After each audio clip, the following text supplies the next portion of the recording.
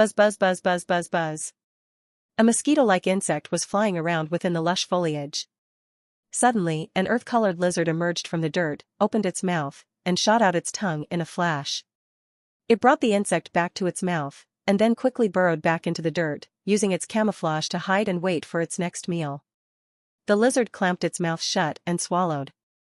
It felt the deliciousness transmitted by its taste buds and the feeling of fullness in its stomach before sighing in a very human way. The lizard was named Louis. He was once a social animal who had graduated from Shangjing University for less than 2 years. He suddenly woke up one day to find out that he had become a lizard. With regards to being turned into a lizard, Louis did not feel much regret. Being an orphan, no one would care much if he went missing or died. Even his corpse would probably remain undisturbed in his apartment until the stench became too much to endure for the people living there. Thus, he was quite accepting of his current situation. Even if he stayed as a human being, he would only become an ordinary cog in society until he decayed and rusted in old age, finally becoming dust that no one would remember. Human beings are truly adaptable. I can even accept eating insects. Louis, who had eaten his fill, continued to bury his body under the dirt. He slightly squinted his eyes to rest for a bit. Not making any unnecessary movements was something he had learned after becoming a lizard. Other than being able to decrease his body's energy consumption, it also prevented predators from finding him as he used his camouflage to protect himself. In the beginning, when Louis found that he had become a lizard, he could accept everything about the situation.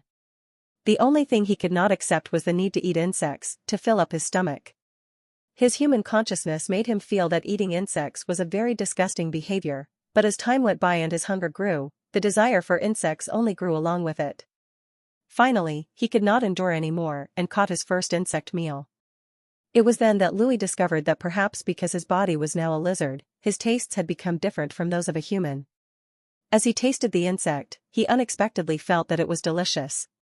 It was then that he had truly accepted that he was a lizard and began his life as a lizard. Inheriting all the abilities of a lizard and having the mind of a human, he lived in the rainforest with good food. His life for the past month was considered easy. Louis knew neither where this rainforest was, nor whether or not it was even still on Earth. Because he was now a lizard, he could not sense the external temperature, but he could see that the entire place was a tropical rainforest and guess that he was somewhere around the equator.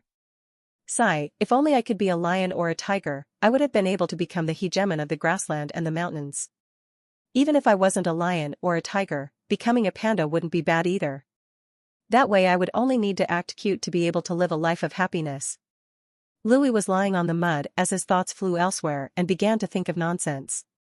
He was now a lizard and a very small one at that. Even when he was drinking water earlier, he was able to instinctively recognize his own species from his reflection. He was a Jesus lizard, also called Christ lizard.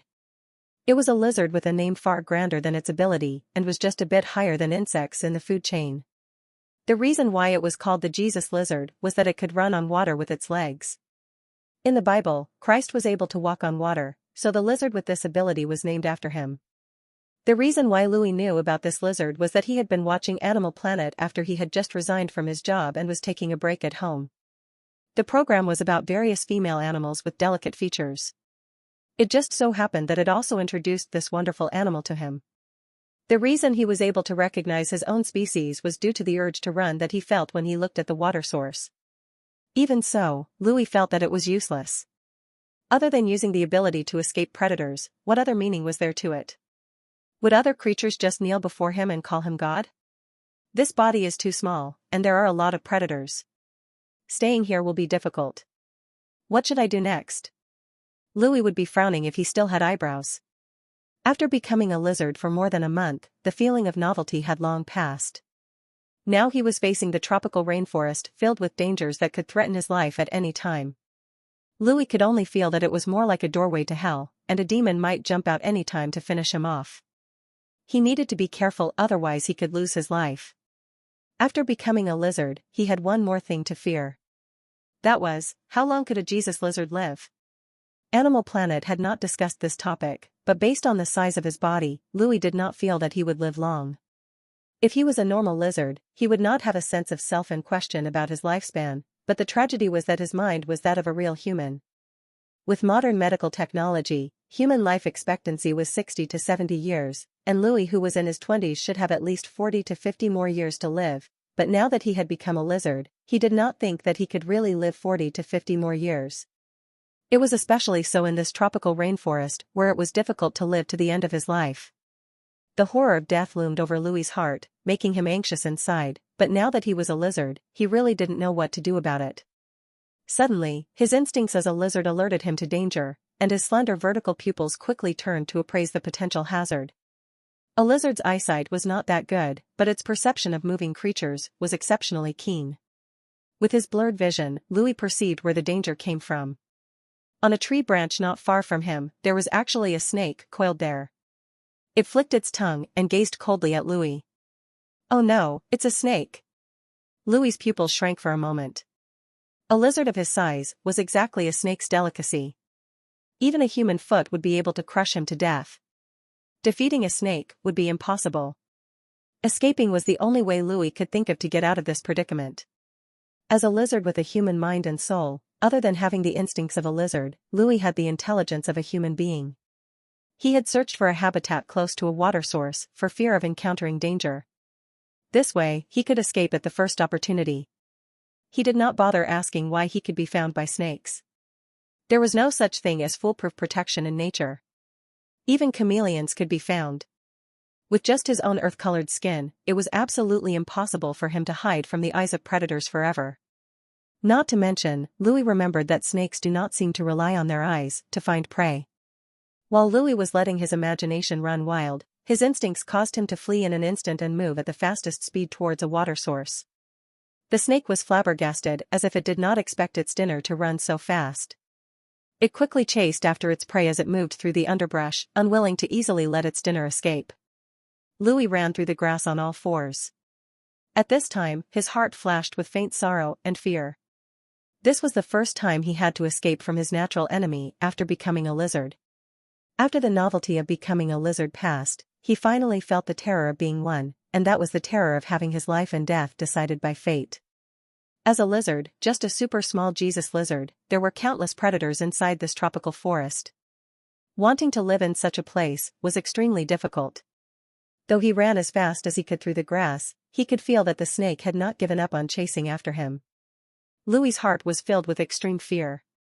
If he was a human, his heart might have already jumped out of his mouth. Whether it was being a lizard or being a snake, Louis would never want to die like this. Insects were flying around everywhere.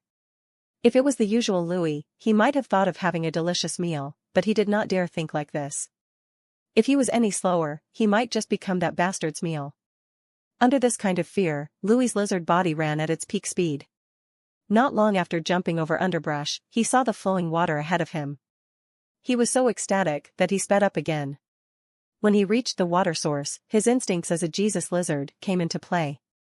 From running on all fours, he pushed himself up, and then stomped quickly with an inelegant posture. In the blink of an eye, he had run across very far on the water. On the other hand, when the snake reached the shore, it could only flick its tongue as it watched Louis tread on water and disappear far away in the blink of an eye. At this time, Louis's heart relaxed a little. He knew that the snake should not continue its chase, but he did not dare stop. He continued to use all his power to run on water. Although he knew how to swim as a Jesus lizard, his small size in such waters was more dangerous. It was very likely that he would become some fish's dinner, so he could not stop his legs. He needed to get to land before he ran out of stamina. Suddenly, Louis's eyes lit up when he saw a small island in the center of the flowing river. Naturally, it was only a small island from his perspective. For large animals, it was only a large rock. But for Louis, this small island was just the right place for him to take a break. He quickly ran to the small island. Like a lizard, he could not continuously use the walk-on-water skill. Its stamina consumption was too huge. With this island as a resting spot, he could wait and recover his stamina before running back to land. When he reached the small island, he still did not dare stop for too long on top of this open bare rock, as it would be easy for birds to spot him. If he was accidentally eaten by a bird, he would not even be able to cry about it. As a creature at the bottom of the food chain, Louis's life was very miserable. There were too many predators. Other than being able to bully those insects, he could only run away in the face of some aggressive animals. He got on all fours and searched the small island, hoping to find some crevices and other places where it was relatively safe for creatures of his size. However, after searching around, he did not find a place of refuge on this small island, but he was able to find a crack between the rocks. The crack was dark and deep to the point that the bottom could not be seen at a glance. It was as if its darkness was connected to hell. However, this analogy was only for small animals like Louis. For larger animals, it might just be a crack in the rock. Louis stood in front of the seemingly deep crack and hesitated for a moment.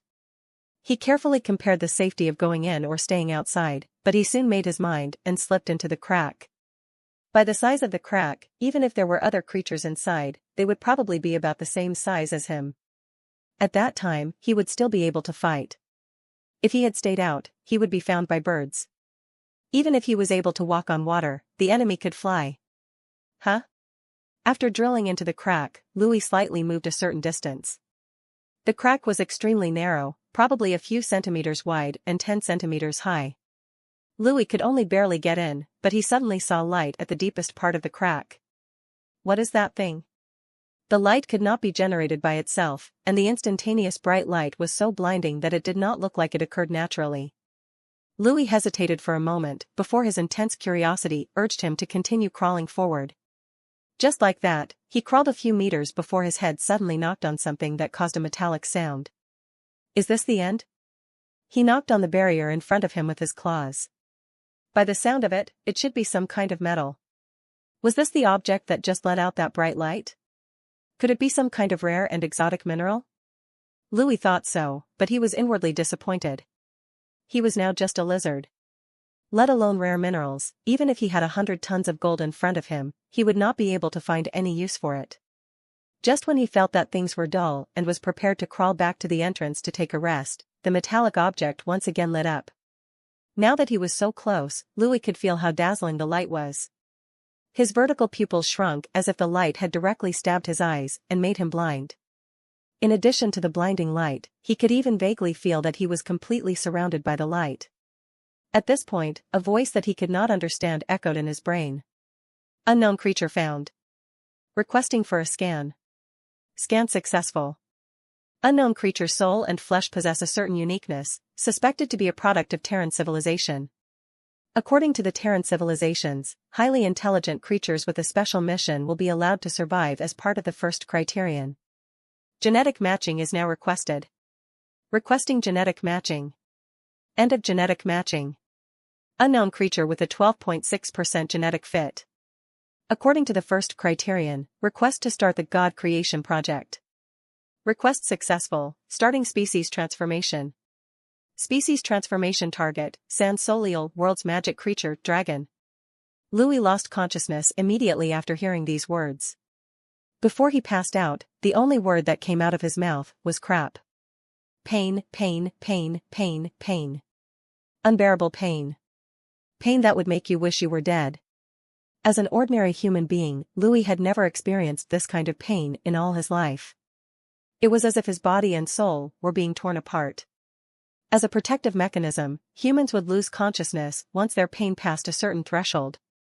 Perhaps because lizards have no similar mechanism, or perhaps because the pain had blasted straight through any such frameworks, Louis remained conscious. The searing pain only heightened his awareness. Slowly, in this intense pain, Louis noticed that his awareness had sublimated and had begun to leave his body. In this paradoxical state, suffering through insufferable pain while staying awake, Louis felt like he was ascending to heaven, or becoming an immortal as inexplicable changes were happening to his soul. His consciousness and soul had transcended the limits of living creatures and was watching the world from a 360-degree perspective. Even if he was in a small lizard's body, he was able to observe everything. As a soul, even the darkness of this strange crack was unable to block his vision. And so he was surprised when he saw that the metal he had bumped into earlier on was not a metallic mineral at all, but some clearly artificial construct. A spaceship of sorts. The spaceship had a perfectly smooth surface and an indescribable color. Its metal shell harmonized its flawless exterior, leaving not a single gap. Louis knew that this was definitely not a human artifact. According to his understanding of human technology, it was absolutely impossible to make this near-perfect metal shell. This spaceship-like object was not very big. It was about 6 to 7 meters in length, but this length was enormous to a small lizard like him. Suddenly, the strange spaceship's outer shell flickered with a faint gloss. A crack opened in the center, causing the perfect construct to split in two. From its center, a glowing 5-colored crystal slowly flew out. The moment he saw the crystal, even Louis, now a mere disembodied soul, felt an urge to kneel and submit as though it was not some suspicious crystal, but the essence of a god.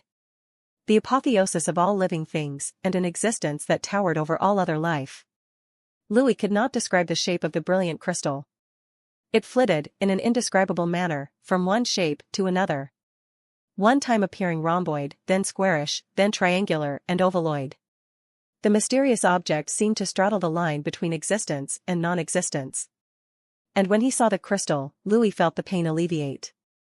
Immediately after, Louis saw that the mysterious crystal seemed to be controlled by some kind of energy. It flew close to the void beside his tiny lizard body.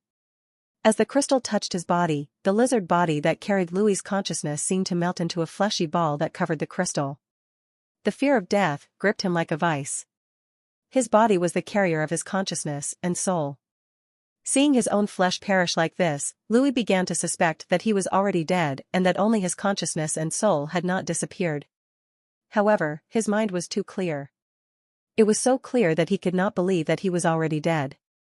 The crystal covered with flesh and blood seemed to have completed its task, and it returned to the middle of the ship. This time, the crystal did not descend. Instead, a test tube-like object rose from the ship's interior. Through the coloring of the crystal, Louis clearly saw bright red blood inside. As the test tube shattered into small pieces, the blood began to fuse with the lizard flesh and blood that covered the crystal. Soon, it quickly fused into a squirming clump of meat. It appeared like it was expanding and dividing with the crystal at its core.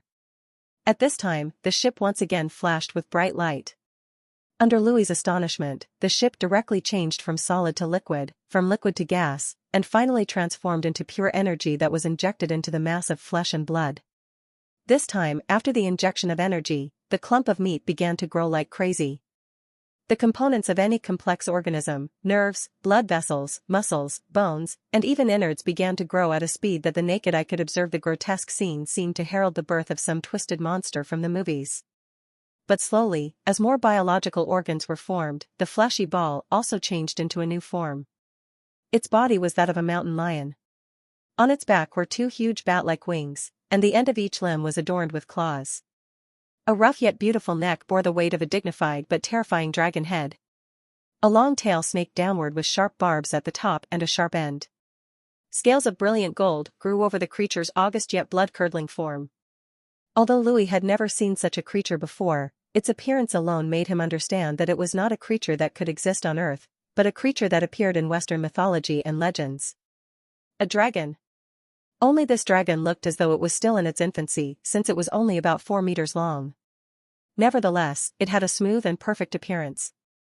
By the time it grew up, it might reach 40 meters long, or even more than 100 meters long. How majestic and spectacular would that be? This newly born dragon was breathing softly, and Louis felt his consciousness being drawn to it. He felt his soul was quickly approaching and merging with the dragon. At the same time, Louis felt a burst of fatigue and sleepiness. The once maddening pain instantly disappeared. A powerful force began to flood into his sea of consciousness, but the feeling of fatigue was so strong that his willpower could not resist it. He slowly fell into a deep slumber and began to dream. He dreamt that he had become a divine ancient dragon that straddled the land. Countless creatures that could only be seen in myths were kneeling in front of him. Even the gods in heaven prostrated on the ground. The angels were subservient, and the demons were in deep terror. He wore a crown on his dragon head, enjoying the worship from all the races. Louis woke up. He felt as though he had just awakened from a dream. In his dream, he turned into a lizard and lived in the rainforest for a month before being discovered by a predator. He narrowly escaped, but then discovered an alien spaceship which, after speaking some words, turned him into a legendary dragon. That dream was really long, so long that I thought it was real. Louis let out a self-deprecating sigh, but then he froze at his own words. It was definitely not a human voice, and definitely not a lizard's cry, but a real, majestic, yet slightly childish voice. His eyes snapped open to reveal jewel-like inverted pupils, which emitted an enchanting color. He gazed at that same rainforest from his dream, but this time, his perspective had changed dramatically. This was definitely not a lizard's perspective. As a lizard, Louis's eyesight was very poor, and trees appeared like unclimbable peaks to him. However, from his current perspective, although the trees were still very tall, he did not feel that they were impossible to scale. Next to Louis was a pool of clear water. He shifted his body and crawled closer. There was no delay in his movement. It was as if this was the body he was born in. Through the reflection of the pool, Louis finally saw his current appearance. Just like the last scene in his dream, he now had a fierce-looking dragon head, sharp claws, bat-like wings, a powerful tail, and a body covered in fine scales that shone like a mountain of gold under the sun. I really turned into a dragon? Louis murmured with disbelief. Everything he had dreamt of was actually real. Even if he could accept being reborn as a lizard, encountering an alien spaceship and everything else still felt too mystical. This was a dragon.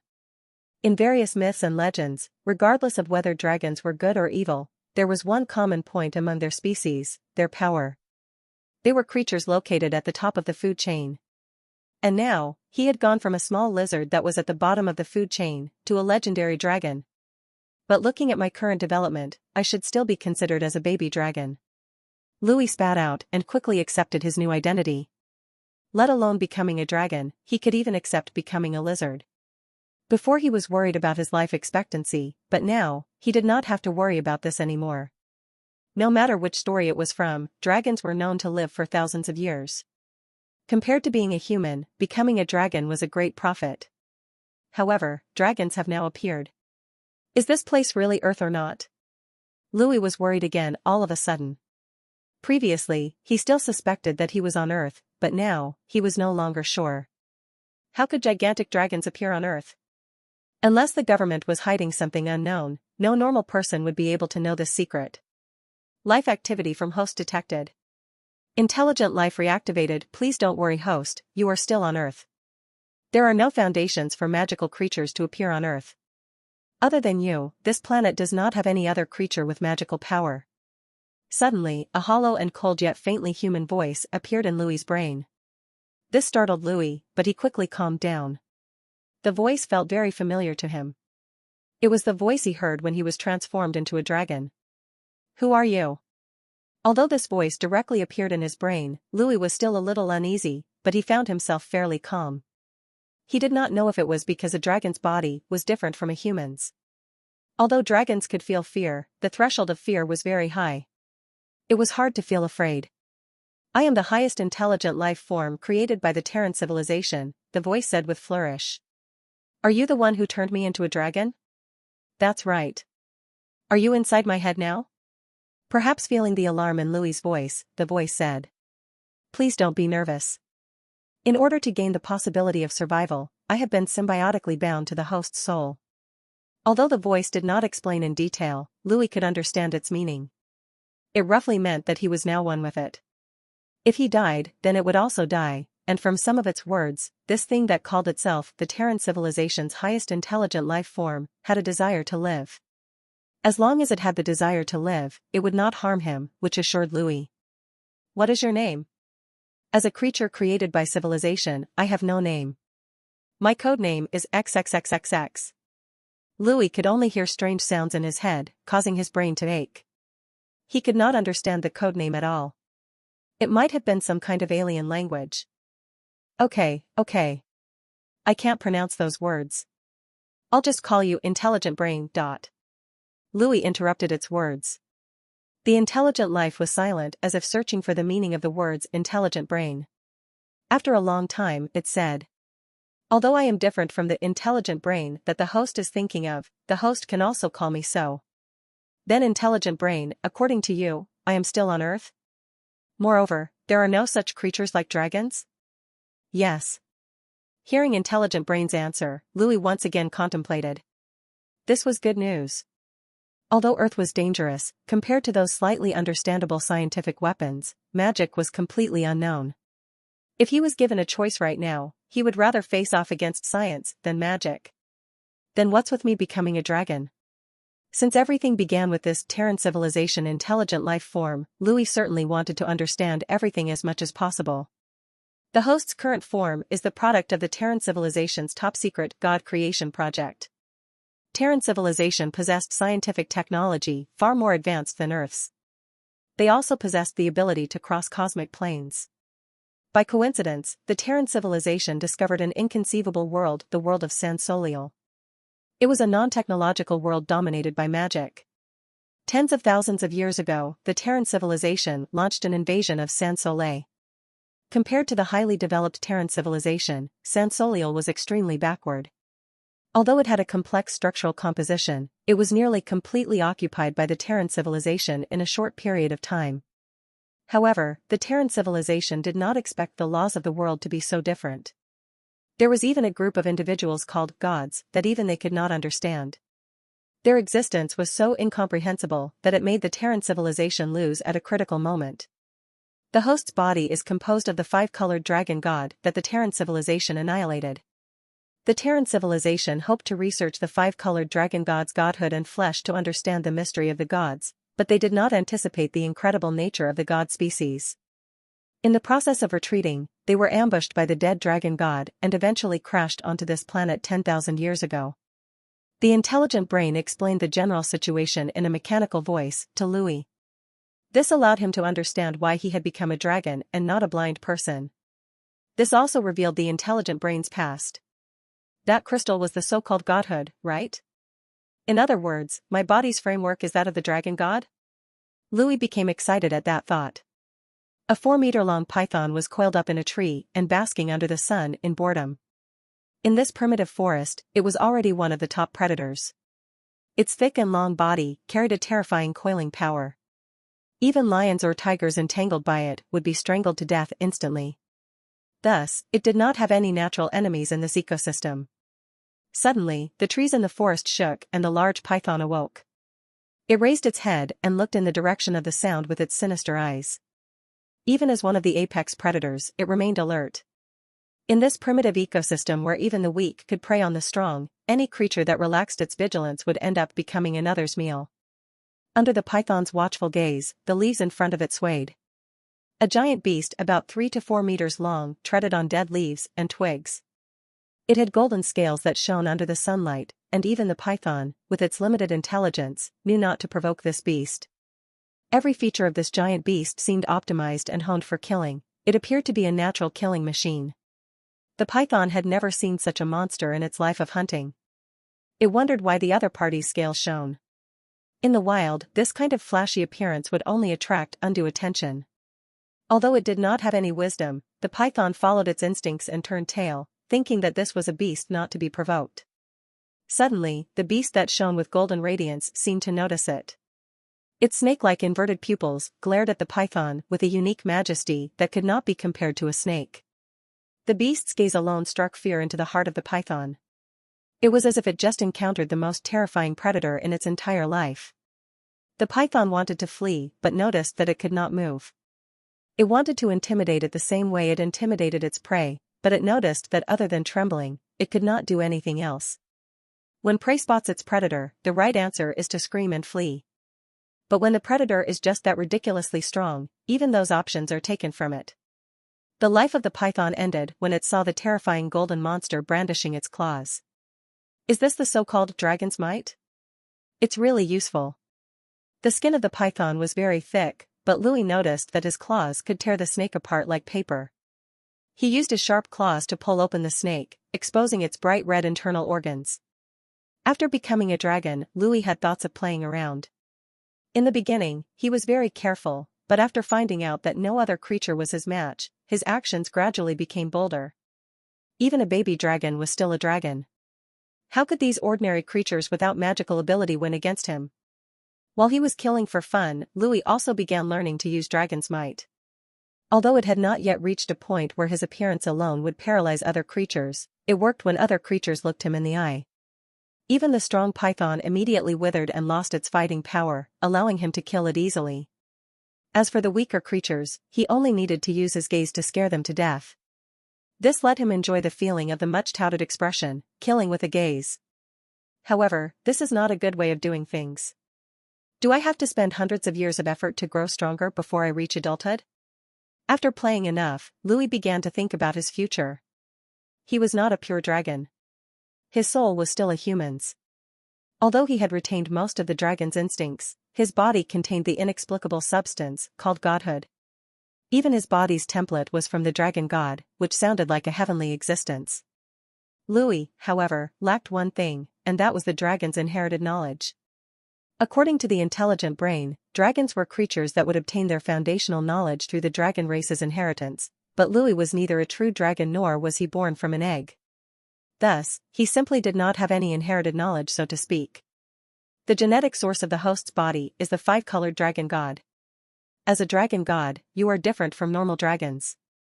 And because of the god-making project, the host's body has undergone genetic adjustments. Although the body's structure tends towards perfection, you will need a longer amount of time to mature compared to normal dragons. Just as Louis was lying on the ground and taking a nap, Intelligent Brain's words made him jump. What do you mean by this? Are you telling me that hundreds of years are still not enough for me to mature? Exactly. The Intelligent Brain's monotone voice made Louis furious. What the hell am I supposed to do with this? Do you want me to just go find a corner and hide for thousands of years? Louis did not think that this was a good choice. Earth was very dangerous. Although he was close to being unparalleled in front of other creatures, as a baby dragon, facing humans was different. Especially considering that humans had high-tech weapons he did not feel confident facing against. Although his scales were already quite hard, there was no guarantee that they could block bullets.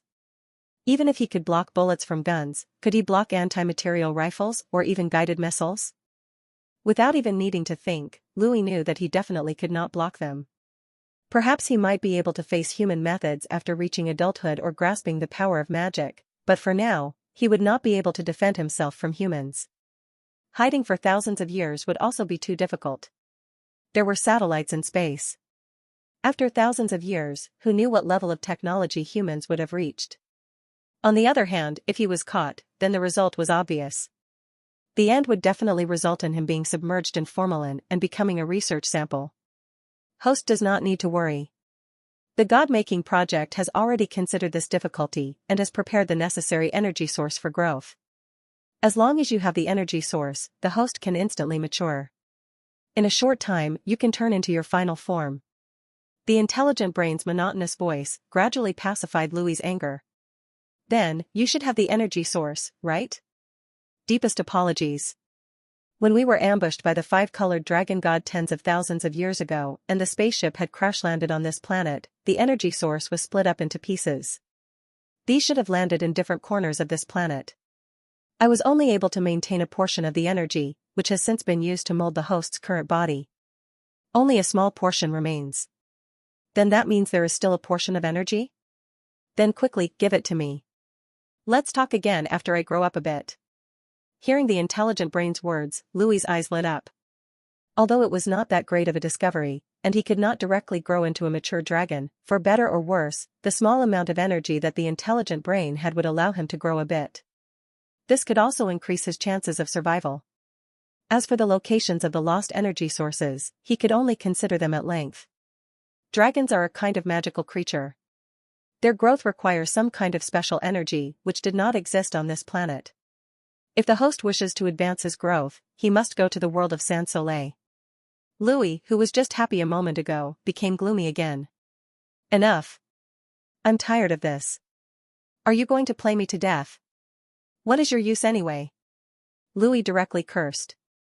This thing called the highest intelligent life form was no good. It was simply too wasteful. Going to another world? How could he have such an ability? Didn't that mean he could not grow his entire life?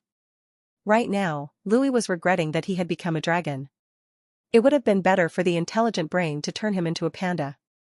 In any case, he could just keep eating and wait for his death. Host need not worry. I still have the ability to open a wormhole tunnel. I have already saved the coordinates of Sans Soleil and can send the host there at any time. Next time, you should just finish saying everything. Don't stop in the middle of it. Louis felt that the Intelligent Brain wanted him to feel sad one moment and happy the next. He forcefully calmed himself down, feeling that being angry with this intelligent life form was not worth it. What happens after I go to that world? Can I still return to Earth? Louis asked the most important question. How great would it be if he could move between the two worlds? If he could not return after going to another world, then he would need a way to find energy sources before leaving. The wormhole is bidirectional. Host can return anytime. At long last, the intelligent brain said something good. Hoo, Louis let out a sigh. No matter what was said, he was a little more familiar with Earth. If he went to another world, everything would be unknown. However, Louis also knew that he could not hesitate. He deeply inhaled and made his preparations. Then intelligent brain, do I need to do anything to open the tunnel? Host does not need to do anything. Then, intelligent brain, you can begin opening the tunnel. Let us advance to San Soliel. Louis was not a person to screw up at crucial times. He spoke with seriousness in his eyes. The Pentagon building located in Washington, District of Columbia, is the headquarters of the United States of America's highest military command authority, the Department of Defense. The Pentagon remained in a state of perpetual activity. This edifice collected all the world's information while hiding the world's ultimate security secret. Knock knock. Come in. Secretary Johnson, this is the report from the Fermi National Laboratory. Please read it. After receiving approval, a civil servant opened the doors and walked in. He respectfully executed a salute and placed the documents on the table before excusing himself. The current United States Secretary of Defense, Johnson, was a retired four-star general of the Marine Corps. He had accepted the president's invitation and now assumed the post of Secretary of Defense. When the civil servant left, the Secretary of Defense picked up the documents and saw the label denoting classified information on the document before quickly opening it. Fermi National Laboratory? Aren't they researching physics? Why would they send the Defense Department this kind of document? Filled with suspicion, the Secretary of Defense looked at the information.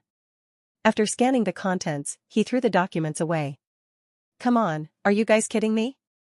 There's actually a high-energy reaction in the Amazon? And you really expect me to believe that it might be a wormhole? Why not just say that there are aliens on the moon plotting an invasion? The Secretary of Defense shook his head. He did not believe in the so-called wormhole one bit. Especially when the document stated that it had only appeared for an instant. This made it even more unbelievable. From his point of view, this might be a move the research lab played because it lacked funding. Thus they used this pretense to slyly ask for more. That said, even if they needed funds, they should have thought of a more reasonable explanation. Saying that they found a wormhole reaction on Earth would be the same as saying that the world would end tomorrow. The Secretary of Defense was prepared to ignore this matter and take his leave when he suddenly thought about something and turned on the computer. He logged in with his privileges and searched for a report that he had just received. This is the report sent by Princeton University's Physics Research Laboratory. They actually noticed something suspected to be a wormhole reaction? Gradually, the Secretary of Defense's expression turned serious. If it was just one laboratory that said it, he would feel that it was just to swindle some funds. But if two laboratories said it, especially when both were the top-notch laboratories in the United States of America, then as the Secretary of Defense, he could not brush them aside. Because the reaction only happened for an instant, the survey scope was not detailed. They could only pinpoint that it was somewhere in the Amazon jungle. The Secretary of Defense stood up and walked to the map hung on the wall behind him. He used the pencil in his hands to draw a big circle on the Amazon jungle. After a long time, he finally returned to his own office and pushed on a button on the phone on the desk. We should have a troop in South America's Amazon jungle, right? Send them close to west longitude XXX, south latitude XXX. I will send the details of the mission a little bit later. After relaying his orders, the Secretary of Defense pressed the topmost button on the phone. Schedule me some time, I want to meet with His Excellency the President. After putting down the phone, the Secretary of Defense let out a long sigh as his heart was filled with worry. God bless the United States of America. I hope there will be some good news. The Secretary of Defense stood up and wore his coat as he prepared to set out for the White House. Sensitive information like this needed to be communicated to the President in person. I hope His Excellency the President won't tweet out this information in excitement. Thinking about the current president's character, the Secretary of Defense felt his brain hurt. Why did he even accept the president's invitation to become the Secretary of Defense? Every day he had to wipe the president's ass due to his big mouth. It was truly tiring. World of San Soliel. The Forest of the Moon was located south of the main continent. This place was an endless forest where the race spoken in Earth's legends, the elves, could be found. The Forest of the Moon was the largest gathering place for the elven race. It was also the only place recognized as an elven kingdom. Other than elves, there were also large amounts of magic beasts and normal animals that lived there. There were treants, dryads, and other creatures that lived close to nature. The elves had always been known for their elegant and delicate faces that surpassed the ordinary person. In the eyes of humans and many other races, elves were beautiful creatures that could charm anyone. Unlike humans, elves had long lifespans, but their population was low. In the black market, elven slaves were essentially priceless. Every single human nobleman dreamt of possessing one. Many human nobles took care to hide their dark perversions. Elves, whether male or female, had beautiful appearances, and thus they had become objects of desire for some nobles. With their long lifespans, some of them were even turned into family heirlooms. After one generation finished using them, the next generation would use them, and so on. There was no problem in repeatedly passing them on to posterity. However, even if wealthy personages and nobles sought after them, elven slaves were too rare. This was because they lived in the elven kingdom inside the Forest of the Moon. The Silver Moon Kingdom was the only recognized country for the elves, and it was located in the middle of the Forest of the Moon. The elves were not like humans who would construct walls to barricade themselves. For elves, the forest was the best method of protection. It was also the place where they could most easily display their abilities in battle. Only the garrison soldiers and the few elven urbanites lived in the elven capital. The majority of the elves lived in a tribal manner, scattered throughout the forest. Although the elven kingdom was not as strong as the human empires, they were not weak either. This was because they were more united internally. If an elf was kidnapped and enslaved, all elves would retaliate collectively. Thus, nobles who held great power would never let the news that they had elven slaves spread. In the deepest part of the Forest of the Moon, there was a tree that towered to the skies. This was the elf's sacred tree, the ancient tree of life. According to legend, it was personally planted by the god that the elves worshipped. The god went by names of the god of nature, the Silver Moon Goddess, and many other titles. The legend said that the longevity of the elves was tied to this tree. If it died, then the elves would lose their long lifespans. Under a branch of this ancient tree was a gorgeous and magnificent palace located at the center of a lake. The palace seemed to be a work of art, displaying the elven race's heritage and elegance. It was a testament to the naturalistic beauty of elven arts as opposed to the vulgarities of the humans. At the center of the palace, a lady stood with her head held high. If the elves were the most beautiful race on the continent, then this elf was the most beautiful woman among them. She was the founder of the Silver Moon Kingdom. She stood above all elves and possessed the titles of Moon of Moons, Light of the Light, the Forest Fairy, and many other titles. She was the Queen of the Elves. The palace of the Silver Moon Kingdom, with its walls crafted by entwining countless tree branches, was exquisite and beautiful. It sat in the middle of Silver Moon Lake, appearing as though it was held up by the sacred tree of the elven race. All throughout the year, it was embellished with colorful fruits instead of the precious metals used by human societies. Poetic sagas of ancient elves were engraved on the wooden walls. That the beautiful carvings were made on wood instead of stone was a unique feature of elven artistic expression. Occasionally, some gold and silver rocks could be seen in the emerald green field, hinting at perhaps an ounce of worldly desires within the elves, as well as an understanding of the importance of wealth. At the center of the exquisite palace, the elven queen stood elegantly on a high platform. The glittering sunlight passed through the gaps of the palace trees and shone on the throne behind the queen, as though countless doves of peace were holding olive branches, rising and flying up. The queen wore a gorgeous floor-length dress. Her clothes were sewn from tree leaves, flowers, wooden thread and other vegetal materials. Despite lacking a trace of gold or silver, her robes gave off a timeless and profound atmosphere. She had silver hair like the bright moon in the sky and was wearing a crown of braided flowers. Her tall figure was covered by her dress, but it still could not completely hide her lofty soft breasts and her willow-like waist. Although she stood there without moving, she still carried a hazy enticement.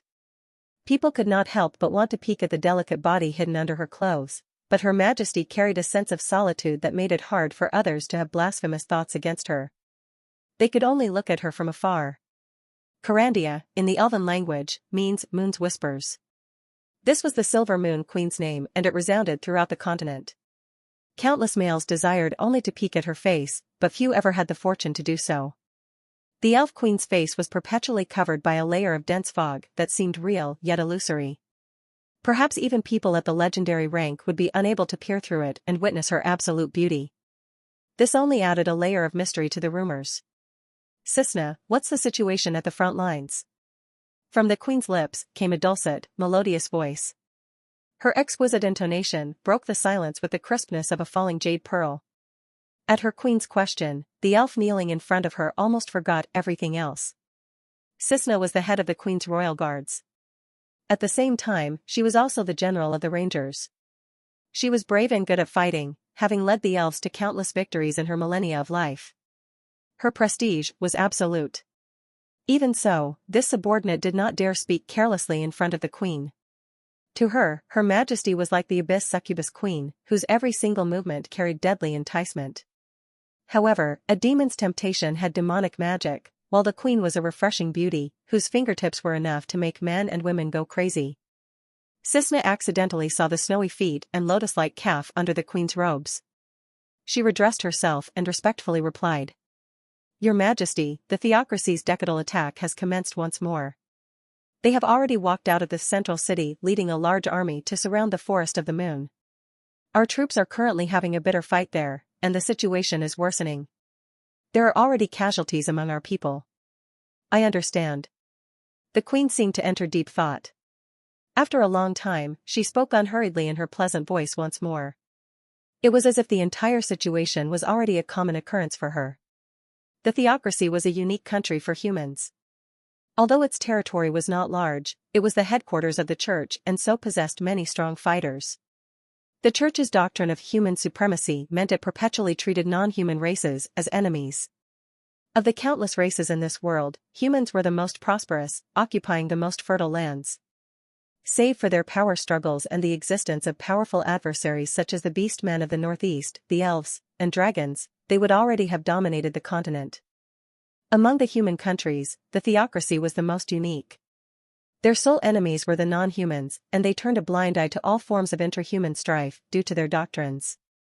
To some extent, the Theocracy was absolutely fair and just in human society.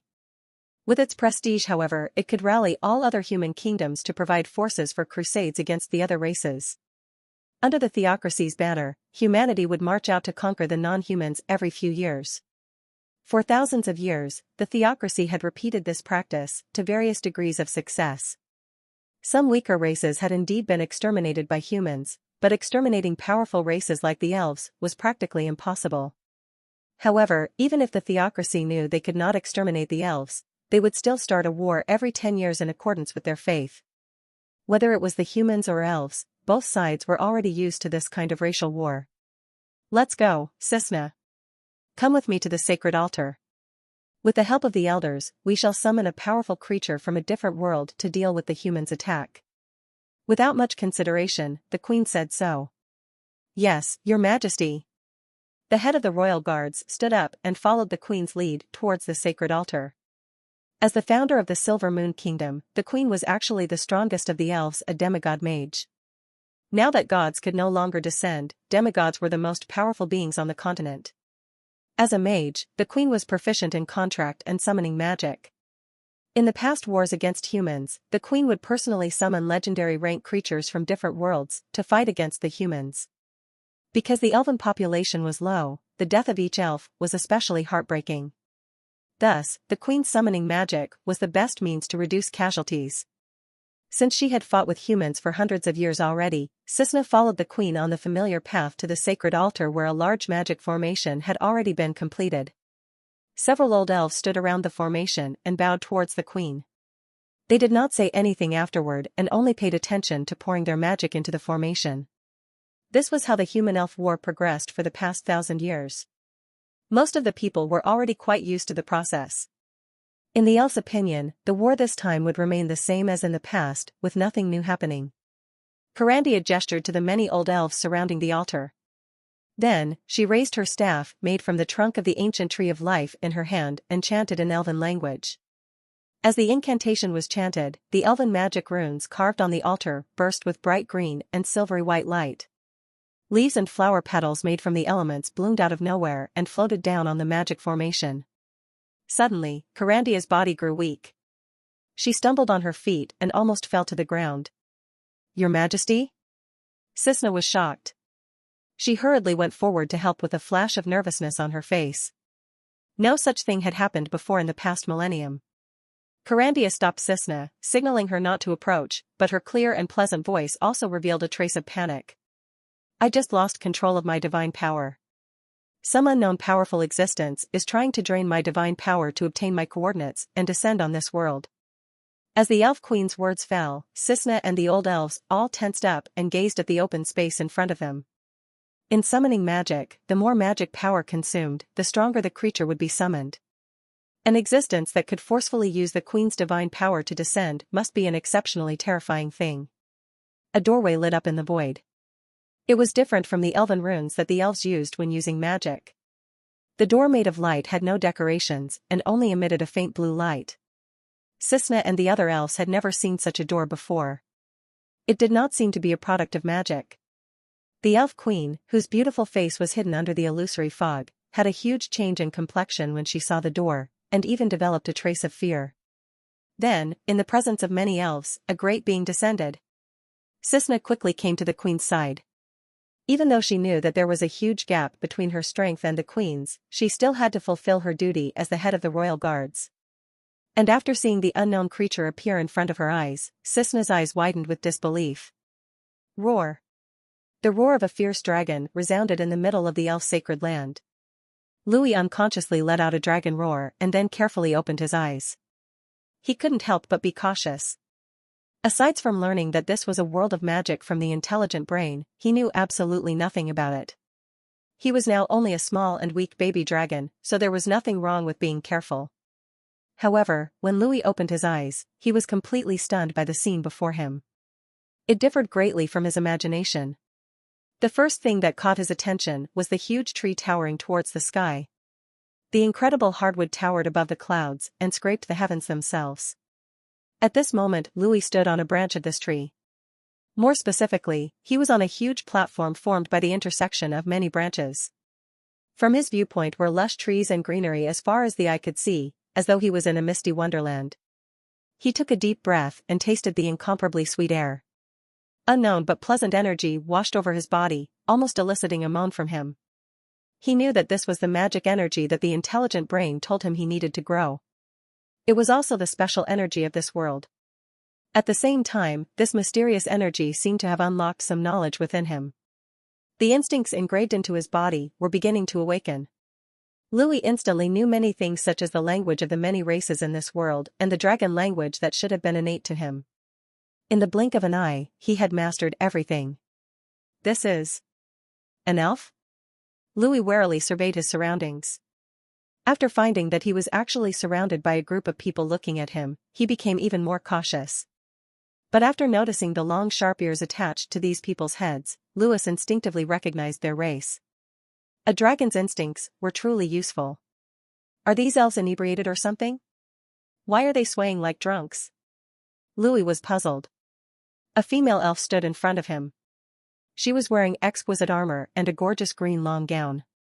She held a sharp sword in her hand, while a longbow was strapped to her back.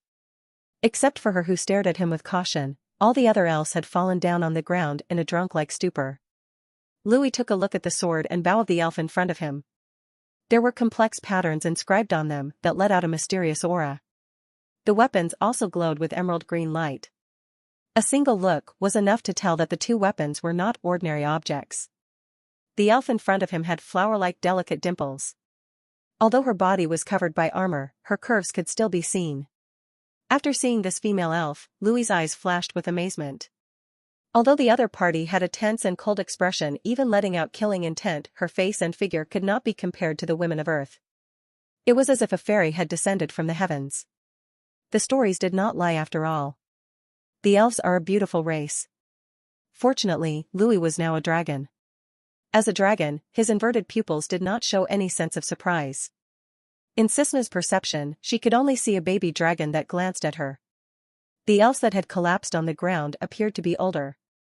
Although they were still charming, Louis only looked once before losing interest. His greatest attention lay with the elf that the armed elf was protecting behind her. Although her body also seemed to be weakened, she could still remain standing. Just by the crown on her head and the long, elegant gown on her body, it was obvious that this female elf had a noble status. Louis could even feel a mysterious connection of sorts between them, but it was unclear. Louis sized up the female elf some more. Her face seemed to be veiled by a mysterious fog, so people could not see her face. When he looked at the faintly discernible bare white feet under her long gown and her jade fingers that were clutching a wooden staff, his spirit entered a sudden trance. The crystallized godhood in his soul trembled for a while before his spirit cleared up. He realized that he was almost charmed by the mere skin of the elf in front of him, even as a dragon. He secretly smacked his lips. "Damn, this elf is poisonous," he exclaimed inwards at her drug-like attraction. He clearly knew that he had almost been charmed, but as a male, his instinct still made him want to look at her and sink under her incredible beauty and temper. Carandia's beautiful eyes, hidden under the fog, flashed with amazement. The baby dragon in front of her was not an ordinary creature. It must be known that other than being the elf queen, she had another more mysterious identity. If the other party was a normal baby dragon, then it would definitely be charmed by her. Thinking this, she became more cautious. With her strength as a demigod, she looked at the immature dragon like it was a flower hidden in the mist, as if it contained countless secrets. He was likely an unknown powerhouse from another realm. Although Carandia would not be afraid just because of this, she was the one who summoned him at this critical juncture, so it would be best to treat him with care. She quickly stopped the head of her royal guards and told her not to show hostility. Dragons were an extremely proud race. In their eyes, all else were like ants. The hostility from the head of her royal guards might cause a misunderstanding. Dragons, who fought crazily to protect their own dignity, were enemies that no one would ever want to face. What if this is an ancient dragon with a strange obsession, or even one of those primordial dragons that have long since gone extinct? Moreover, there was that doorway that appeared when it was summoned. Carandia was deeply worried about it. The doorway made her recall the long past history of the world. Moreover, some of the strongest and oldest beings developed fetishes that seemed incomprehensible to others. Dragons, with their ability to shapeshift, were no exception. The dragon in front of her might like to act young, thus it wasn't strange that it appeared like a baby dragon. With this in mind, Carandia gracefully performed an ancient elven salute. Her beautiful, delicate voice, with the timbre of spring, flowed from her mouth. "I am Carandia, the founder of the Silver Moon Kingdom, the queen of the elven race, and the spokesperson of the Silver Moon goddess on this world. I hope you can tell me your name so that I can admire your glory." Carandia's tone was quite respectful. She knew that dragons had almost identical personalities and were generally twisted existences. Unless a person could overpower one to the extent that they felt fear, these violent dragons might just fight to the death with just a single word of disrespect. The other elves present looked at their queen with surprise. The language she had spoken was not Elven, but a language that even the most knowledgeable elves might not necessarily have understood.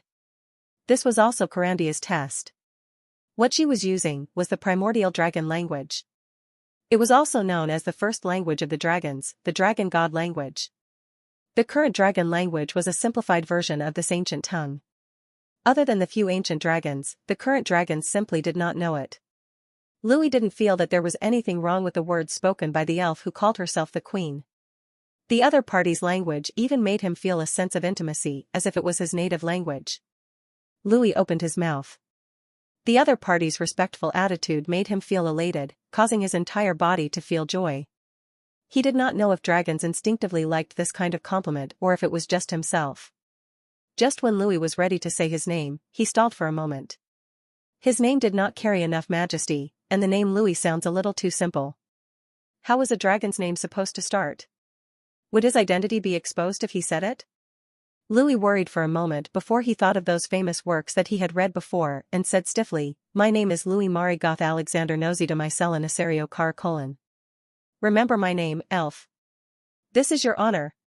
As his words fell, Louis looked at the silent elf in front of him and felt apprehensive. This name should be long enough for a dragon, right? At this moment, Carandia was shocked, but luckily her shocked expression was blocked by that layer of mysterious fog. The hatchling in front of her not only understood the primordial dragon language, but even replied with it. However, she had never heard of this name, which hinted of endless glory, before in all her life. She concluded that the dragon in front of her was a primordial dragon from a different world. I never thought that in this world, those primordial dragons that lived for tens of thousands of years still existed. Carandia sighed. The world was so big that even the gods couldn't fully peek into it. Under this mutual misunderstanding, both sides were silent. Louis wondered if the name he had invented was satisfactory, and he felt a hint of apprehension within. On the other hand, Carandia wondered why she had summoned a primordial dragon from a distant realm. But above all, the most incredible thing was the contract that had been established between the two of them. Intelligent brain, what's going on? Has something bad happened to you? Louis was not an idiot. He calmly looked at the patterns inscribed on the platform beneath him. Even if they were indecipherable, he could guess as to their purpose, namely, the body of a magic formation. Louis could not believe that a dragon who relied on technology to cross worlds would accidentally end up on top of a magic formation. My deepest apologies, host. Crossing different worlds requires accurate coordinates and a stable path.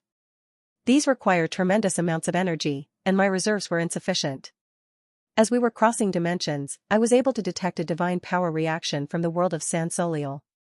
I used it as a coordinate to construct a tunnel, and luckily we arrived at this world without any mistakes. The monotonous words of the intelligent brain made Louis spit out blood. You frick. In order to save energy, you didn't even think about coming here when you saw the coordinate reaction? Yes, host. This was the best choice at that time. Best choice my ass. Louis wanted to curse. How could the intelligent brain even be called the most intelligent creature? It was clearly the most retarded creature, right? Louis had already planned everything out for himself. After arriving at San Soleil, he would first find a ravine to hide and borrow its magical energy to evolve.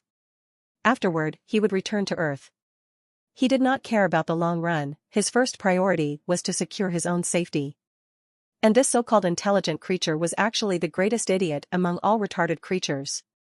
It jumped to strange coordinates without a second thought, ignoring any potential dangers of the location. Although he knew he was in some elven country and saw its eye-catching inhabitants, this was completely different from his plans. From today on, I'll call you retard. The intelligent brain fell silent and did not retort. What's with this contract? Louis could perceive a connection between himself and the woman who called herself the Elf Queen in front of him. As it was a contract on equal terms, the godhood in his soul did not react. At that time, Louis instinctively felt that this contract was important to him and did not think much about signing it. Now that he thought about it, it should have come from his instincts as a magical creature. He was happy to find the coordinates of this world and felt an innate thirst for this location. Contracts are a special characteristic of this world. Even the Terran civilization could not understand it. Two parties who have signed a contract must fulfill their respective obligations or pay a great price. Even the gods of this world cannot easily negate their bindings. Although it was called a retard by Louis, the intelligent brain was still a bit useful. Even if this retard only knew bits and pieces of this magical world, it was still better than the current Louis. I still have to meet its obligations? How troublesome. Louis was very annoyed. If he hadn't understood the contents of the contract, he would not have signed it. The pact with the Elf Queen in front of him was actually very simple. The Elf Queen in front of him paid her divine power to provide Louis with coordinates on this continent. Louis in return had to win this war for her. What was especially interesting was that initially, his name on the contract was simply Louis. But after the stream of gibberish he had introduced himself with, his name on the contract changed to match it. It seemed that the world itself had recognized the awkward mishmash of names he had strung together as his official name. Carandia was indeed the queen's name. The contract would not lie to anyone. However, her surname had been artificially erased, leaving only a blurred image. Louis did not know why she did not dare show him. Of course, these were not things he could consider at the moment. Although spoke with the intelligent brain for what felt like half a day, and many thoughts swirled in his mind, his deliberation only lasted for an instant in real time. In the eyes of the wide-eyed queen and others, his silence was only a few seconds. Your Majesty Carandia, I have already understood the contents of the contract. The glory of the dragon race cannot be stained. Since you have paid the price, I will keep the agreement and bring you victory. Fortunately, Louis had read countless novels before becoming a dragon, and he knew how to feign calmness.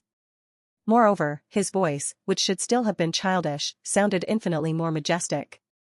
The other elves turned white at his words, and even the fierce warrior guarding the queen trembled slightly with a shaking sword. It was as if the language Louis used to cast an oppressive force over them. At this time, Louis also felt a bit of strain on his body after the words came out. Even the godhood in his soul trembled. He rummaged through the memories that he had just awakened and discovered that the so-called dragon god language was simply the language of the gods. Each syllable contained countless meanings and held great power. If he did not have godhood, he wouldn't have been able to speak even a single word. Carandia's delicate body also shook slightly, but she was much better off than the other elves. After receiving Louis's reply, she bowed her head, and her melodious voice once again blossomed from her throat.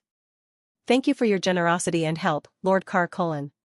This time, the elf queen did not use the dragon god's language anymore and returned to using the elven language. Apparently, she had struggled quite a bit using the language of the gods. Louis was not used to the name that Carandia called him with, as it was not the real name that he used for many years. Retard, you created this mess, so you should also think of a way to solve it. With my current power, can I win? Louis did not know anything about wars in this alternate world. He was not an adult dragon, but just a baby one. How was he supposed to win a war? Please don't worry. After I obtained the coordinates via the contract, I devised a foolproof plan. There is still some divine power in the godhood in your soul. As long as you use it, you can become a god of this world for a short amount of time. In this backward civilization, winning a war with your power is just a matter of time. At the intelligent brain's words, Louis's tension dropped. Good. It seems that I was wrong about you, little wit.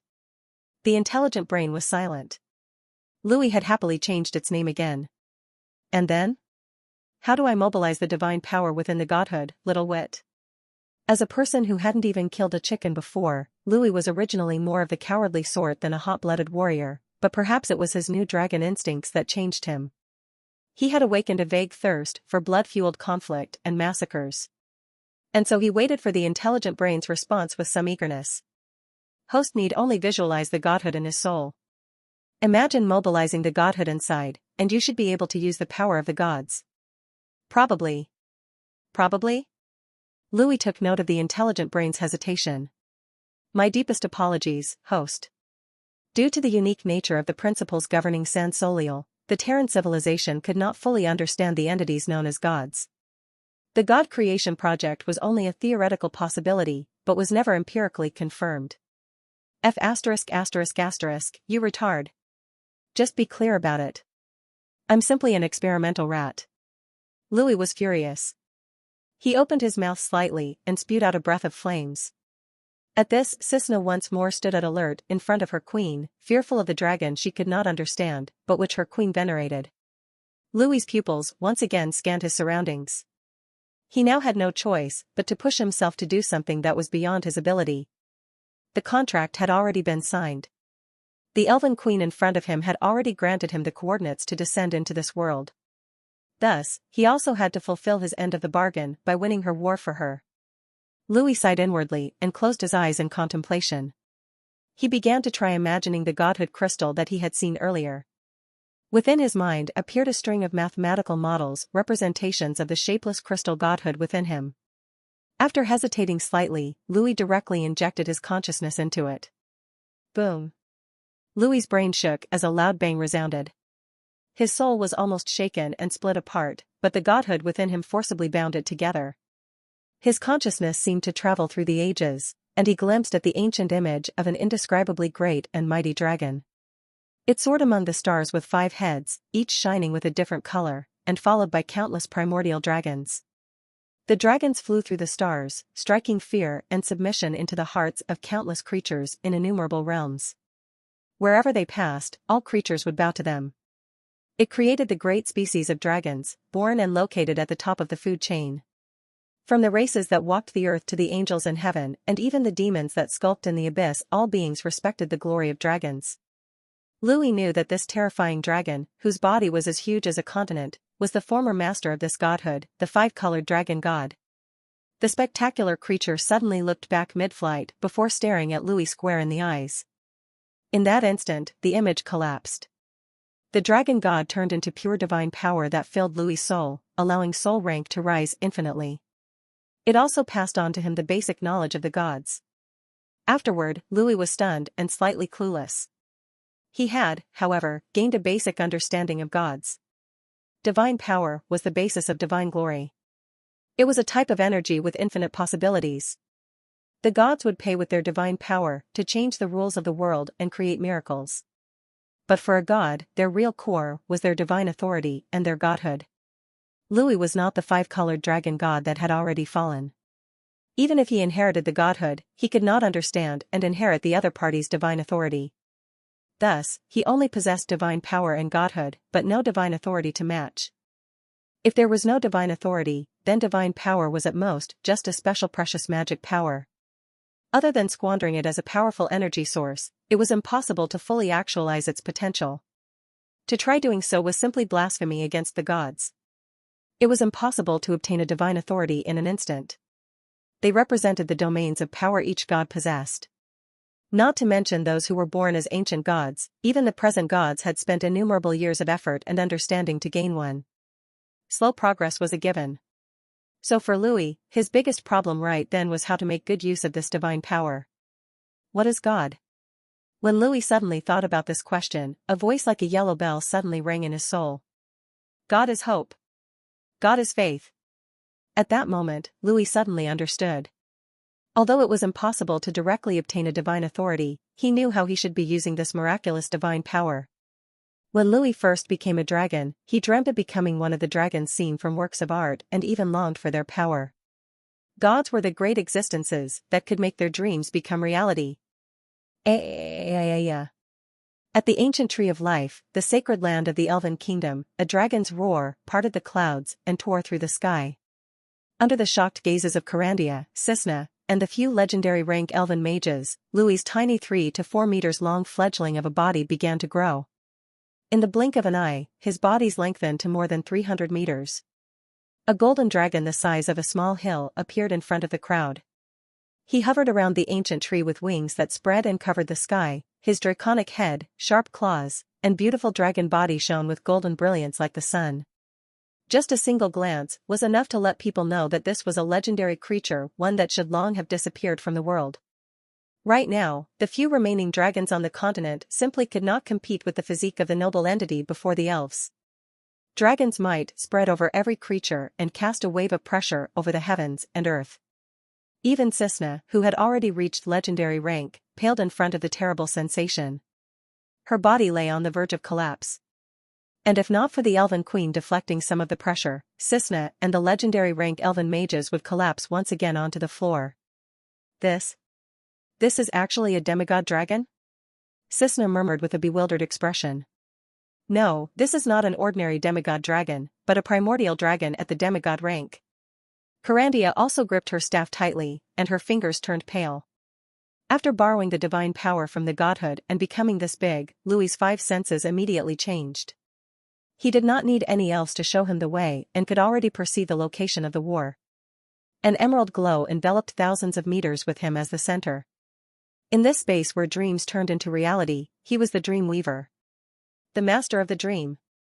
At this moment, Louis felt himself raised far above all other creatures. Even if the real gods were present, he would dare to lock horns with them in a fight. Without a word, he flew directly towards the battlefield. Line up.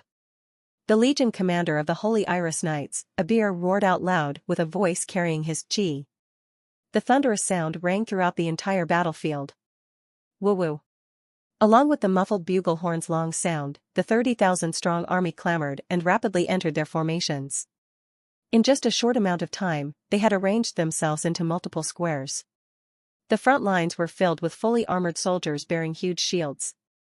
Behind them was the rest of the army lightly, but properly equipped with standard leather armor, swords, and wooden shields. The clerics stood tense and ready to heal any incoming wounded soldiers. Aside from them, there were also 30 to 40 mages gathered from different places. Other than one 7-ring mage, the rest were not high-ranked.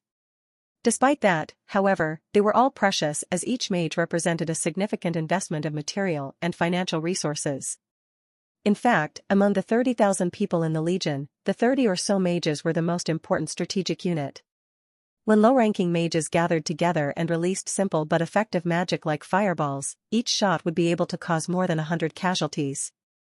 After firing it several times in a row, the casualties could rise to 10,000 to 20,000 people. Under normal circumstances, it was impossible to gather this many mages in a battle with a 30,000-man legion, but the theocracy had deep pockets. Many mages signed up to participate in the invasion against non-humans, primarily for the generous monetary rewards. Moreover, they coveted the chance to catch 1 or 2 beautiful elves that they could sell for a killing. Usually, it was difficult to catch elves as slaves. The fear of retaliation meant it was a very risky endeavor, but war was different. Enslavement was the norm, and this operation was in fact led by the theocracy, so there was nothing to fear. It was with such self-centered motivations that the mages decided to partake in the battle. But it was far from the only motivation of the common soldier. Abir looked at the army he commanded. First, he nodded his head in satisfaction, before slowly shaking it. This legion was not the elite Holy Iris Knights, but a gathering of soldiers from various human kingdoms, cobbled together. They could not be considered as elite, but they were adequate. At close to 70 years old, Abir would ordinarily be regarded as an elderly man, but being a legendary rank warrior, he was still in the prime of his life. With his lifespan, he was still tens of years away from becoming an old man. He wore full-body chainmail, with a white robe over it. The cloak of the robe was embroidered with a blood-red shield and a silver longsword. This was the emblem of the god of war, Marsalis, which he believed in. Abir was not at all surprised by the war. Not only was it a fundamental part of the church's doctrine, but it has been going on for hundreds of years. Although it was officially called a war, it was just a skirmish with 30,000 people. Although the number of elves was scarce, they were strong individually. Moreover, the war took place in the forest, which was the elves' home territory. It was easy for an elven warrior to fight against 10 humans. If it was a full-scale war, 30,000 soldiers charging in would at most just be a splash in the ocean. Truly eliminating the Silver Moon Kingdom was impossible. There were a lot of powerful people in the elven race. The invasion of the theocracy was at most using warm water to cook a frog, slowly whittling away the elves' power. Given their low birth rates and slow maturation, a few thousand casualties on the elven side was a tragedy, but for humans it was a drop in the bucket. The queen will try to reduce the casualties of her race as much as possible. According to centuries of experience, the forest fairy will summon a legendary rank creature from other realms to help block the army. If I can get rid of the summoned creature, the war is as good as won. Abir muttered. The past wars with the elves had always been like this. Even in his opinion, this was not a true war, but just a formality. In comparison to this uninteresting sham of a battle, he wanted to join the war against the Beastmen. The Beastmen were one of the greatest enemies of humans, and war with them involved a true collision of blood and flesh. However, the orders of the theocracy could not be disobeyed. He took a deep breath and said to the messenger beside him, "Pass my order. Attack." Woo-woo. The signal to attack was blown, and flag signals fluttered. Those elite soldiers in full body armor took synchronized steps forward. They raised their left foot, and the soles of their feet landed at the same time, shaking the earth itself. The human army stepped forward in an orderly manner, gradually picking up the pace. By the time they had hit running speed, their footsteps had blended into a chaotic rumble. In the name of the god of war, in the name of the theocracy, for the sake of humanity, kill. Kill. With Abir at the center, a glow visible to the naked eye rapidly expanded. Every soldier enveloped by it turned brave and bloodthirsty. This was the aura of war that powerful believers of the god of war could display. It could greatly boost the morale of warriors. Kill. The voices of thousands of people shouting, "Kill," shook heaven and earth. It was a spectacular stampede. Have the mage corps ready to suppress the enemy with magic at any time. Make sure they don't save their magic power. Abir ordered the officer beside him. The officer saluted and rushed off to the gathering place of the mages. He passed the message to the head of the mages. "Please tell Commander Abir to not worry. We mages are already prepared." "Then I'm counting on you, Mr. Marches." The officer respectfully and politely bowed deeply to the mage in front of him. Although the seven-ring mage in front of him was not a big deal to a legendary rank warrior like Commander Abir, the archmage had countless ways to kill a fifth-rank warrior like him. There was no shame in being humble to these mages. When the officer walked away, March's expression quickly turned vile. He gazed back at the low-ranked mages who looked towards him in reverence. He cursed in a whisper, "What bullshit about not saving magic? You idiots don't know how precious a mage's magic power is. I'll just let these brats waste theirs." Marches was calculating. For a seven-ring mage like him, no matter which country he went to, he would be treated as a distinguished guest. The reason why he joined this war was that he was poor. As a wandering mage with no backer, being able to reach 7 rings was already the limit. At his current age, wanting to reach legendary rank in his lifetime to extend his lifespan was almost impossible. However, men always had dreams. As a 7-ring mage, Marches also had a dream. He came here to see if he could catch an elf with a high position and sell them to some prominent nobles or other mages in exchange for some rare materials. Then he would brew magic potions to extend his lifespan. Just when Marches was giddy with his calculations, the magic in his body suddenly boiled up and his heart became tense. The chaotic stampede of 30,000 soldiers had quieted to a near-perfect silence. The air itself took on a glue-like viscosity, and a great fear began to loom over his soul. Dragon. It's a dragon. No one knew who it was, but the strange silence was destroyed by a shout of terror. Marches raised his head to look in the direction of the sound. In the far end of the forest, a golden figure covered the sky like the rising sun. Oh, no. God of magic, am I dreaming? A primordial dragon? Marches shouted incredulously. At the same time, the human soldiers, who were just then full of morale, panicked. Even before the war had fully begun, the chaos caused many casualties as people were trampled. A magnificent voice filled the sky and earth even before the dragon arrived. When I dream, the world trembles. When I awaken, reality is born. The mighty dragon issued arrogant words. As a mage, especially one who had reached the level of archmage, Marches certainly possessed knowledge on the various ranks of dragons. This was a race favored by the gods and born to look down on everything else. In comparison to dragons, most species were short-lived. Dragon lifespans ran into the thousands of years, and they did not need grueling training to improve their powers. Simply aging would be enough, and by adulthood, their strengths would likely be scraping at the legendary rank. Furthermore, their titanic frames and lethal anatomy meant that even true blue legendary rank powerhouses would hesitate to take one on.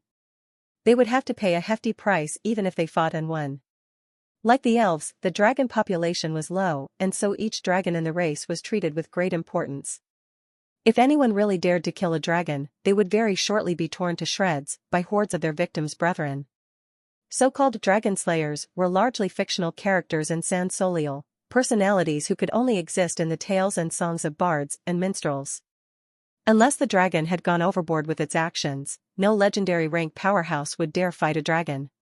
But dragons possessed a fatal weakness as well, their fecundity. No one had ever actually counted, but the members of the dragon race on the main continent could not have exceeded a few thousand in number. Save for their lengthy lifespans and overwhelming strength, they would be bound for extinction. Dragons were also lazy. Aside from eating, they didn't bother with training themselves, and indeed few even knew how to do so. Only the few dragon geniuses would possess that kind of knowledge. If it were only a mature dragon, or even one of the elderly ones, Marches would not have nearly pissed his pants. Abir, after all, was still one of the strongest legendary rank warriors that the theocracy could send out. And even if he couldn't slay it, he could stand against it for a time at least. This isn't any ordinary dragon, but a primordial one. One that should have gone extinct ages ago. Why? Why is it here? Shouldn't they all have fallen with the dragon god? Marches grimaced. None looked down on him for his terror as the other mages' reactions were even more pronounced. After seeing the golden dragon, some of them collapsed, paralyzed on the ground.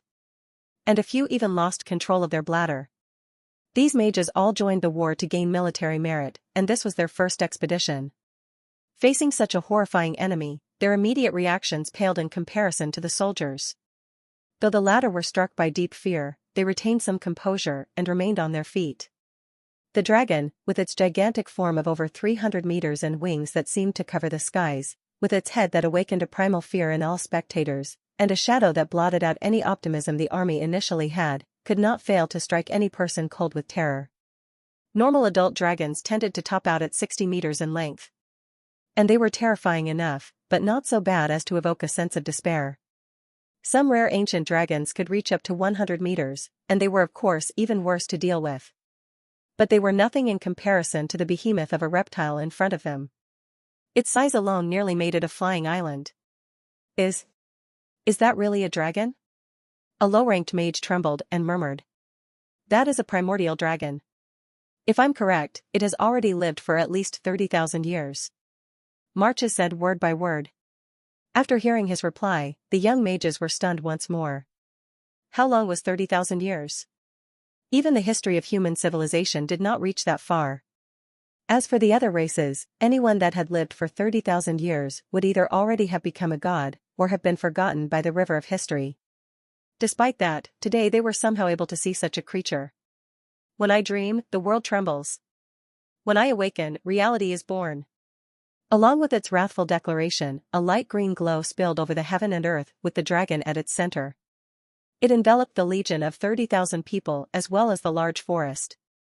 Every creature felt as if they had come to another world as the feeling of spring filled their hearts. It was as if they were in a world protected by nature. This place was the Emerald Dreamland. A lush forest began to spring up over the plains with impossible speed. In the blink of an eye, the forest began to expand. Although the new woodland size could not compare with the entire forest of the moon, that did not diminish the miracle the dragon had brought about. Marches heard cries in the distance. They came from the elves and druids. They had been lurking in the forest and waiting for the humans to attack before counterattacking. Their shouts, however, were laden with different emotions from the humans. If the humans were shouting out of fear, then the elves did so from joy. For the elves and druids that loved nature, the new woodland created by the dragon in front of them appeared like an instance of divine grace. Divine domain?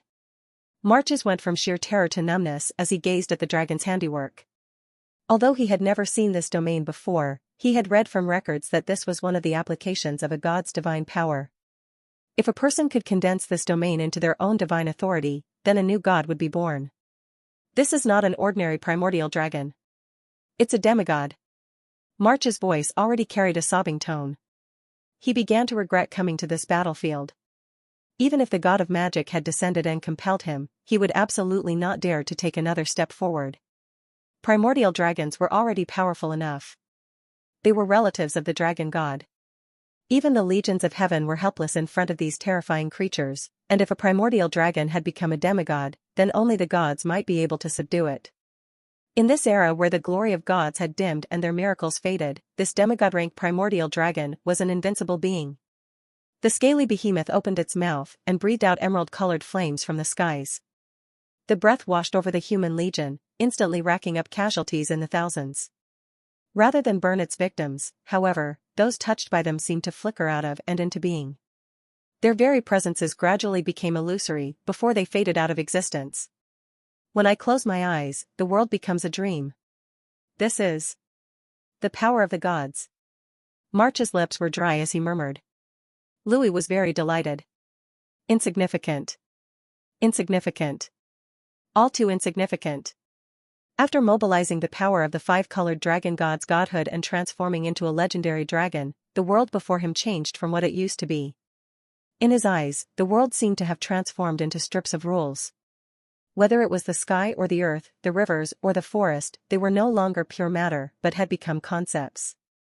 Although Louis understood only half of it, he knew that this was the law of the gods. He did not know whether it was his instincts as a dragon or the divine power that instilled the pride he felt within him, but he felt unrivaled. As he was now, everything in the world would need to kneel before him. Despite knowing that this was only temporary, and only made possible by borrowing the power of the godhood within him, the feeling of exaltation was extremely real. Before him stood 30,000 humans neatly arranged in a formation. The human Louis would have shivered at the mere sight of the harsh battlefield, but as he was now, Louis could only view the soldiers as jumping ants. In front of his 300-meter body, each soldier was just slightly larger than an insect would be to a human. A single step from him could cause innumerable casualties. To the humans, their new adversary seemed more like a mountain than a living creature. They could not help but wonder if the cold pieces of iron in their hands would do them any good against it. Common sense told them that it was absolutely impossible. Dragon's might radiated from Louis, striking the hearts of the soldiers who somehow remained standing. His eyes filled with divine power as he scanned them. He noticed that these soldiers were cloaked in a mysterious energy that enhanced their bodies. The mysterious power emitted the true aura of war, which seemed to be magic related to the gods. Interesting. Truly interesting. I suddenly feel that this world is interesting. Ha ha ha ha. Louis laughed inwardly from extreme excitement. He raised his dragon claws and fiercely slapped down. The dozens of humans that could not dodge his attack were slapped into meat patties. The few bearing heavy armors found, quite quickly, that their protection meant nothing to the absolute power of their foe. Louis's body alone was enough to crush the humans before him, and so he refrained from using any special abilities. After Louis raised his claws, the earth was littered with scattered limbs and crushed organs. The thick, cloying scent of blood filled the air. Ha ha ha ha ha. Louis laughed excitedly. As a human, this kind of scenery was sure to cause him to throw up. Now, however, he felt nothing but a deep pleasure.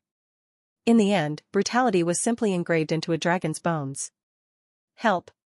Don't kill me. Don't kill me. Aha. The human soldiers in front of Louis got up from the ground and ran back, wailing. The river of blood and flesh and the invincible dragon in front of them broke their hearts and minds. They desired nothing more than to flee the tragic battlefield. Unfortunately, no matter how fast they ran, it was at a snail's pace to the dragon. Without paying much attention to the fleeing soldiers, Louis advanced. Each step thundered like a million horses and left deep imprints in the bloody earth. He did not even care about the unlucky ones who were trampled to death. Roar. In his excitement, Louis raised his dragon head and let out a deadly roar. A horrible sound wave spread, shaking the atmosphere, and instantly blowing away thousands of people. His thick tail rose and slammed on the ground, shaking the entire plain and toppling countless humans. In just one encounter, the battle formation of 30,000 people was crushed by him, and thousands of people died tragically. Louis heard the sharp sound of objects whistling through the air. With a casual look to the side, he noticed humans in the distance launching boulders at him with catapults. Each boulder was 10 meters wide and would normally pressure the staunchest commanders, but Louis's eyes only held disdain for what seemed like toys to him. The reliable siege equipment used by humans instantly became their own undoing as a simple blow from Louis changed the direction of a flying boulder, sending it crashing into a crowd of humans. With anguished wails, dozens more people had their arms and legs smashed off in a shower of blood and flesh. Then, with his extremely sharp eyesight, Louis found a toothpick flying towards himself. He carefully looked and understood that it was an arrow. It was entwined with a light silver color, which implied it had a special ability. Ding! The arrow accurately hit in between a gap on his dragon scales. With his huge size, it was very difficult to dodge the attack, but he didn't really try either. Other than leaving a faint scratch, the arrow was simply ineffective. Louis looked towards the origin of the arrow's flight. It was precisely from the direction of the catapult. A human dressed as a ranger was dumbfounded by the ineffectiveness of his shot. Louis did not care what the other side thought. Seeing that there were not only people who dared throw rocks at him but also those who dared use toothpicks to shoot him, anger bubbled forth from his throat, and he directly spat out another mouthful of emerald dragon breath. The fan-shaped dragon breath was even more terrifying than a flamethrower. In an instant, everything in front of him turned illusory. Everything that the breath touched was turned into a mirage. The emerald dreamland expanded. Ancient trees began to grow on the plains. At first, these trees were phantasmic, but in the blink of an eye, they had cemented themselves in the real world. Their thick and solid branches grabbed the crying humans and strangled them to death. Countless humans hung on the trees, and some had their bodies directly twisted off. The blood and entrails spilled by the humans became nutrients that fed the forest's growth. I am Louis Caracolin. Foolish humans, tremble in front of a dragon. You are just ants fated to die. The humans howled, screamed, begged, and cried in pain. The dragon eyes on them still remained cruel and without any sympathy. The 300-meter-long dragon let out a roar that shook heaven and earth. In the new forest, humans wailed and screamed as their bones were crushed and their flesh was wounded. The brutal scene seemed reminiscent of something out of the abyssal hell. This was a massacre. A complete and utter massacre. In front of a primordial dragon, humans could only run about like headless insects. Their resistance was futile, and their attempts at defense were comical to the predator. Their fates were sealed from the beginning. When culling the soldiers, Louis vaguely felt heat and a little tingling feeling, but due to his innate magic resistance and the disparity in power between him and his assailants, he barely noticed that they had cast fireballs and lightning magic on him. Rather than pain, all he felt was slight itchiness, and the mages were promptly wiped out from existence. Because they were too weak, Louis did not have much of an impression of the human mages. Evil dragon, the followers of the god of war, will not just submit. Just when the only sounds of the battlefield were his roars and the human screams, an angry voice suddenly erupted from the chaos. In the corner of Louis's eyes, he saw a meteoric light charge towards him, like a firefly flaunting its power in front of humans. Louis swatted at it the way a person would swat at a fly. A beer burned with brilliant light. The warrior's aura was all gathered in his body, making it seem like he was engulfed in flames. The will of his god seemed to have been summoned within him. In that moment, the tiny human finally attracted Louis's attention. The other parties will in that moment seem to have sublimated and emitted a strong power of existence. That was the true meaning of war, the burning flame of battle. It was the aura that Louis had seen from those soldiers before they had run away. Abir saw the dragon Talon moving towards him. The titanic reptilian claw loomed over him like a mountain. The mountain peak pressed down, but Abir did not even flinch at the challenge. Aha! Abir roared in anger. An iris symbol appeared behind him, and it seemed to condense the will of an elite legion of humans. It then merged with the longsword in his hand amidst the roar of thousands of people. Closer, closer, and closer. When it was finally right before him, Abir could profoundly feel the divine despair that the dragon radiated. He was a powerful legendary rank warrior. But inside the divine domain, his strength melted like snow under the hot sun. If he had not reached the domain of legend and transcended the limits of humans through immortal transcension, he might have already faded away under the dragon's emerald divine light, turning from real to unreal. Even so, Abir's battle aura was rapidly dissipating, but he did not care. He held, and the longsword in his hand stabbed at the dragon's claws. The weapon in his hand was the legendary weapon sword of the Holy Iris, and now with the infusion of the will of the Legion and the faith of the humans, the legendary weapon had almost reached the level of a divine weapon. It was enough to wound even a god. Whoosh! Seeing the holy sword cleave Louis' scales and pierce into his claws, Abir was overjoyed. But before he could continue to exert himself, the dragon seemed to sense the pain, and the rest of its palm connected with his body. Boom! Abir's body was directly slapped away. After knocking down countless ancient trees and flying thousands of meters, he finally smashed onto the earth, leaving a huge crater. Louis carefully lifted his claw in front of his own eyes. He saw that a toothpick had pierced through his scales and into his flesh. Drops of blood flowed from the wound. The toothpick emitted a burst of divine aura. Louis felt pain when the toothpick had pierced through his skin. He felt as if he was a human that had accidentally pricked himself with a needle. Although the small wound was only a slightly painful inconvenience, he noticed that the longsword emitting divine light could in fact hurt him. Being pricked by a needle was not a problem, but if there were thousands of needles, then he'd be in trouble. Louis gingerly gripped the handle of the longsword with his other claw and yanked it out. Looking at the slender and ornamental-looking weapon, he could instantly tell despite his origins that this was a treasure and not a common object. Louis thought for a moment before storing the longsword into a slit in his dragon scales. Then, Louis looked at the huge pit in front of him. From its center crawled out the human who had managed to wound him. This surprised Louis beyond belief. Just now, the force he used was enough to slap a human into a slab of meat, turning their bones and flesh into an indistinguishable mess, but the person in front of him only looked a little wounded and remained in one piece. Amazing! Louis secretly muttered. From his perspective, this human's speed was nothing special, but to other humans, it would be impossible to track him with the naked eye. With such speed, he held a sacred sword capable of hurting a demigod dragon. In addition to that, almost no damage had been dealt to him after being slapped by a force of more than 10,000 tons. If this person had been sent to Earth, he would simply be a living Superman. Normal gunfire would absolutely not hurt him. If the Earth's humans wanted to confront him, they would have to at least utilize weapons of mass destruction to do so. But with the speed shown by this human, Louis suspected that they would need to use radars to capture his figure. At this moment, Louis finally felt that he was in a foreign world and not in the Middle Ages. After witnessing this human's mighty performance, he felt fortunate that he was now a demigod dragon. If he had the appearance of a baby dragon, his head would have been cut down by the sword just now. In this world, the strongest people were not as weak as he thought. This result was only brought about by Louis's current overpowering strength. All troops, retreat to Central City. A bear roared, releasing a terrifying sound wave that rustled the ancient trees and reached the ears of every soldier. In fact, a bear's words were redundant. After seeing the primordial dragon, the human soldiers had already begun to retreat, but their speed could not match the dragon's flight. They only fought back in desperation. And now, Abir, a high-ranking legendary ranked warrior, was blocking the dragon. The human army finally had time to flee.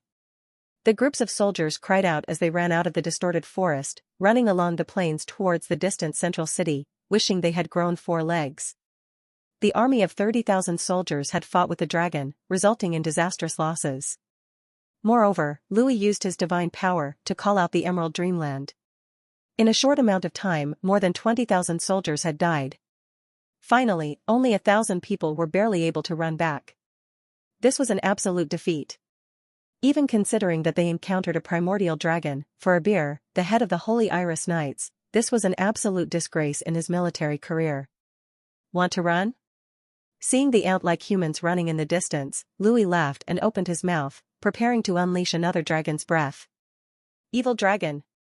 Your opponent is me. Just when Louis was about to spray out his breath, Abir roared and leaped up. Although he had lost his weapon, he was still a legendary rank warrior. Even if he had no weapon, every single part of his body was just as deadly. Bang! Abir's fist landed on the scales near Louis's mouth. Louis was startled. He never imagined that this human was this strong.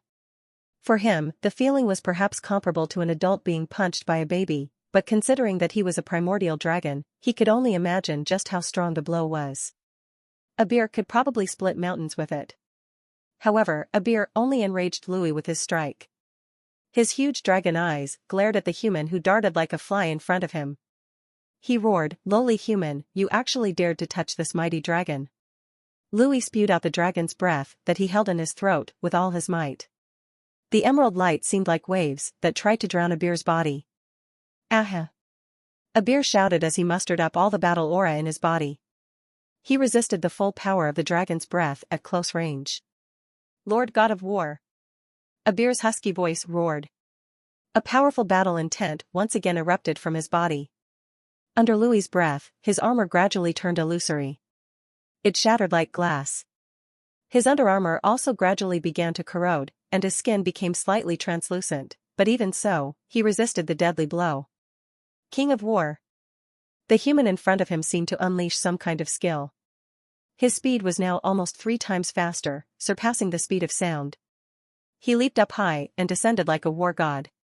He raised his hands and clenched his fingers into a fist as he smashed down on Louis's eye. Seeing the human dare attack his eyes, Louis became even angrier. He shifted to the side with unexpected grace for a creature of his size and used his teeth to block Abir's fist. Bang! The full force of this legendary rank warrior's blow almost shattered one of Louis's teeth. And while some might have seen this as a complete failure of an attack and a laughable attempt at damage, Louis only felt extremely insulted by it. You have completely angered me, human. Accept your punishment.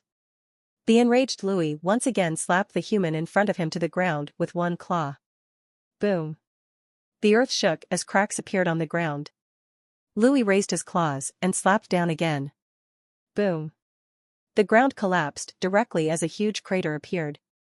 Afterward, Louis did not stop and struck with his claws more than 10 times in a row, until the ground beneath his feet became a large crater that was tens of meters deep and 100 meters wide. Only then did he stop his actions. He slowly lifted his claws and looked into the pit.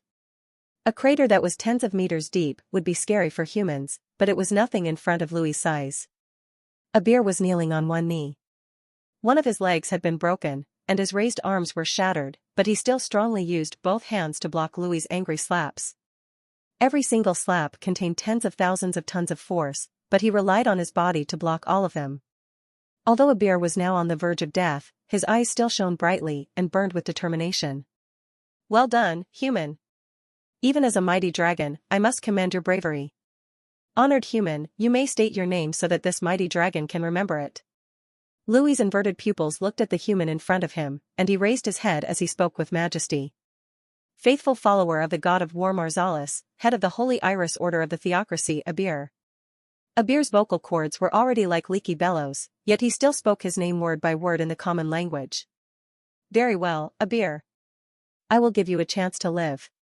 Sign a contract to be my slave, and I will grant you glory." Louis looked at the warrior who'd rather die than submit with compassion.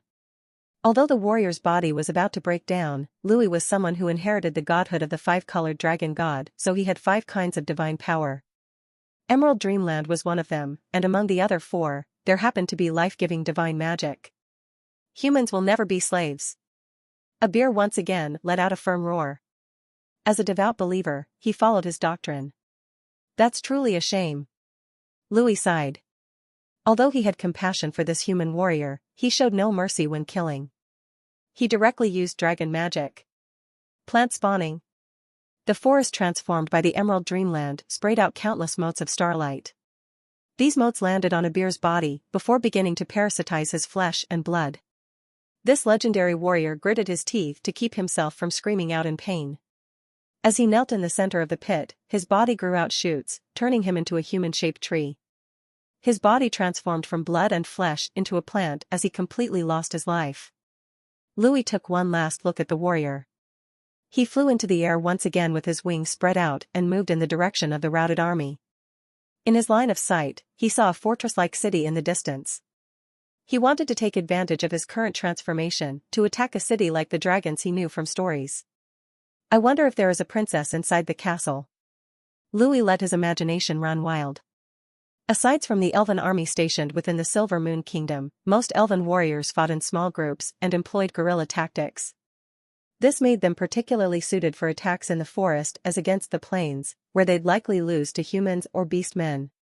However, each elf was quite powerful on their own, and they possessed a keen eye for taking advantage of the terrain. Though their low fertility rates made it hard for them to invade other territories, they were more than enough for them to defend their own home grounds. In the forest outskirts of the Forest of the Moon, the elves had prepared for conflict with the humans. They banded together in groups of 10 to 100 and waited for the human legion to arrive before cutting through the battlefield with their superior individual abilities and cooperation. But this time, the perennial war between humans and elves took a different turn. The elves had far better eyesight than the humans, and so they could notice the battle taking place in the distance. They saw the terrifying dragon descend on the battlefield before commencing its massacre of the human army, and even the powerful legendary rank warrior of the Theocracy's Holy Iris Order commander died fruitlessly. Even if the dragon was there to help them, the elves could not help but feel a deep terror in their hearts and chill in their bones. Some even bemoaned the tragic fates of the humans. This was the instinctive fear of the weak in the face of the strong. However much they tried to climb up the ranks and raise their abilities, they could do nothing but fear those powerful forces who could treat them like ants.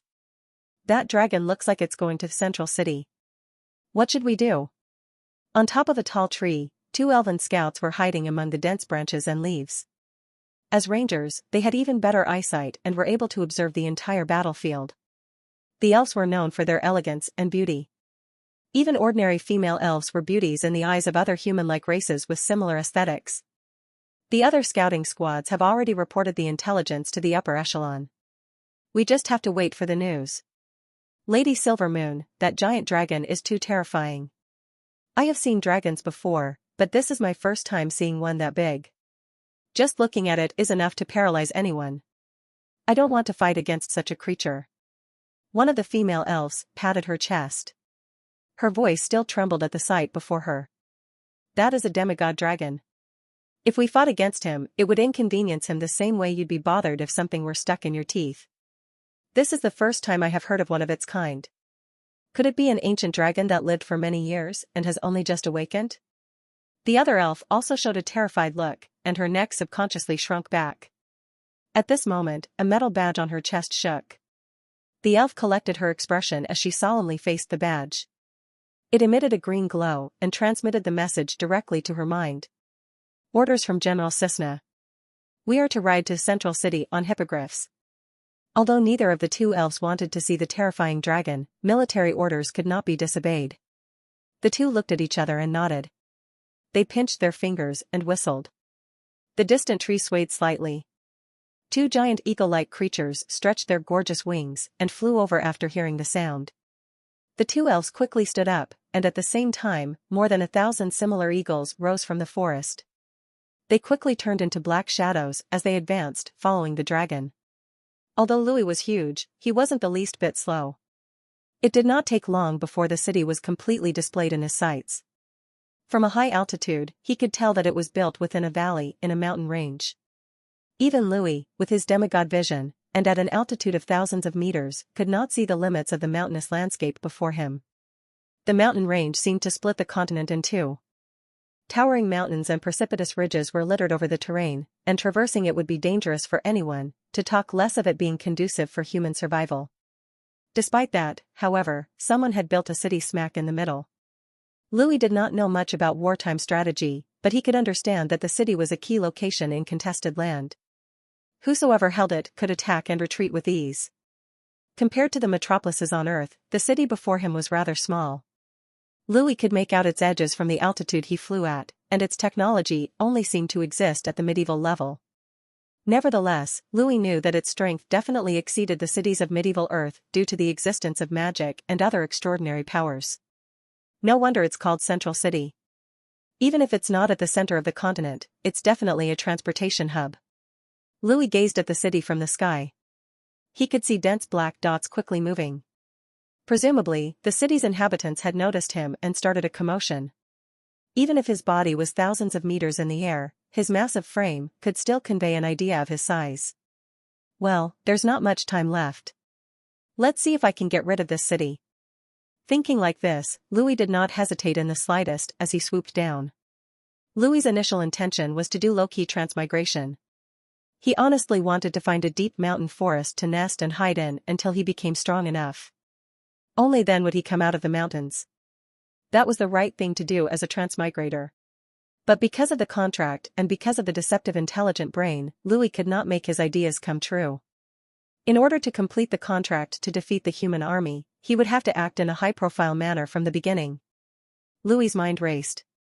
After finding out that his strategy of building high walls, accumulating grains, and slowly becoming king could not be implemented, he immediately decided on a new approach to combat. Since his ultimate goal was his own safety, then he would be completely high-profile and more confident. He would show the world his matchless power, slaughter the human army, slap the powerful legendary rank warrior to death like a dog, and cause the fall of an important city. This would truly demonstrate his demigod might. For this reason, Louis pretended that he was really a long-lived dragon with its pride, warped sense of honor, and incomprehensible persistence. Still, the fact that he had to constantly speak in an arrogant tone made him feel uncomfortable. Nevertheless, he had to deal with it. Louis was only a baby dragon at the moment. This power as a demigod was only borrowed from the divine power left inside the godhood. This was not his true ability and could only be used as a trump card. Under this situation, the best way for Louis to show his strength was to display unbeatable power, so that others would fear him and hesitate before daring to retaliate. This way, even if he appeared as a baby dragon, others would only think that this was his bad taste and not his true appearance. What Louis wanted to do was to spread fear and awe that would provide him a relatively safe space to live. Who would dare provoke a demigod dragon? Who would ever imagine that the terrifying demigod dragon was just a baby? After using the dragon god's godhood to become a demigod dragon, Louis the basic knowledge about this world. Gods were inconceivable existences. Even if the dragon god's death happened tens if not hundreds of millennia ago, no secret could be kept from him. His understanding of his new surroundings thus deepened. This world was not like Earth, with celestial bodies and the stars in its cosmos. Sansoliel's world was flat and layered. It was divided into the main continent, the upper realm, and the lower realm. There existed realms in between these, but their makeups were much more complicated and unique. There were two major combat occupations in this world, mages and warriors. And regardless of which path an individual went down, there were 9 ranks that mortals could ascend to. Regardless of the race, when an individual exceeded the 9th rank, they would begin to break away from their mortal shells in a process called immortal transcendence. At this level, no matter the life form, power, or life expectancy, they would all be called legendary. As the name suggested, those who had broken free from the shackles of mortality were the current legends. Above legends were demigods and gods. Godly existences were indescribable to mortals and represented truly transcendental lives, with theoretically infinite lifespans. However, ascending from legendary to demigod was near impossible and required more than talent. Luck played a critical role as well. As the Queen of the Silver Moon Kingdom was a demigod, she could summon legendary creatures to fight for her using her divine powers as bait. Abir, who Louis had slapped dead, was a half a step into the demigod rank. But the gap between where he was and true demigod was a huge rift that had obstructed many over their lifetimes. In the multiverse of Sansolial, few had managed to reach that level, and everyone carried immense renown. A single legendary rank warrior would be treated as a superhuman on Earth. Just imagine how strong a demigod rank warrior would be. Louis descended from his high altitude, the city clearing up as he approached it. It was built on the mountain, and at the peak stood an ornate and luxurious palace that looked like a cathedral.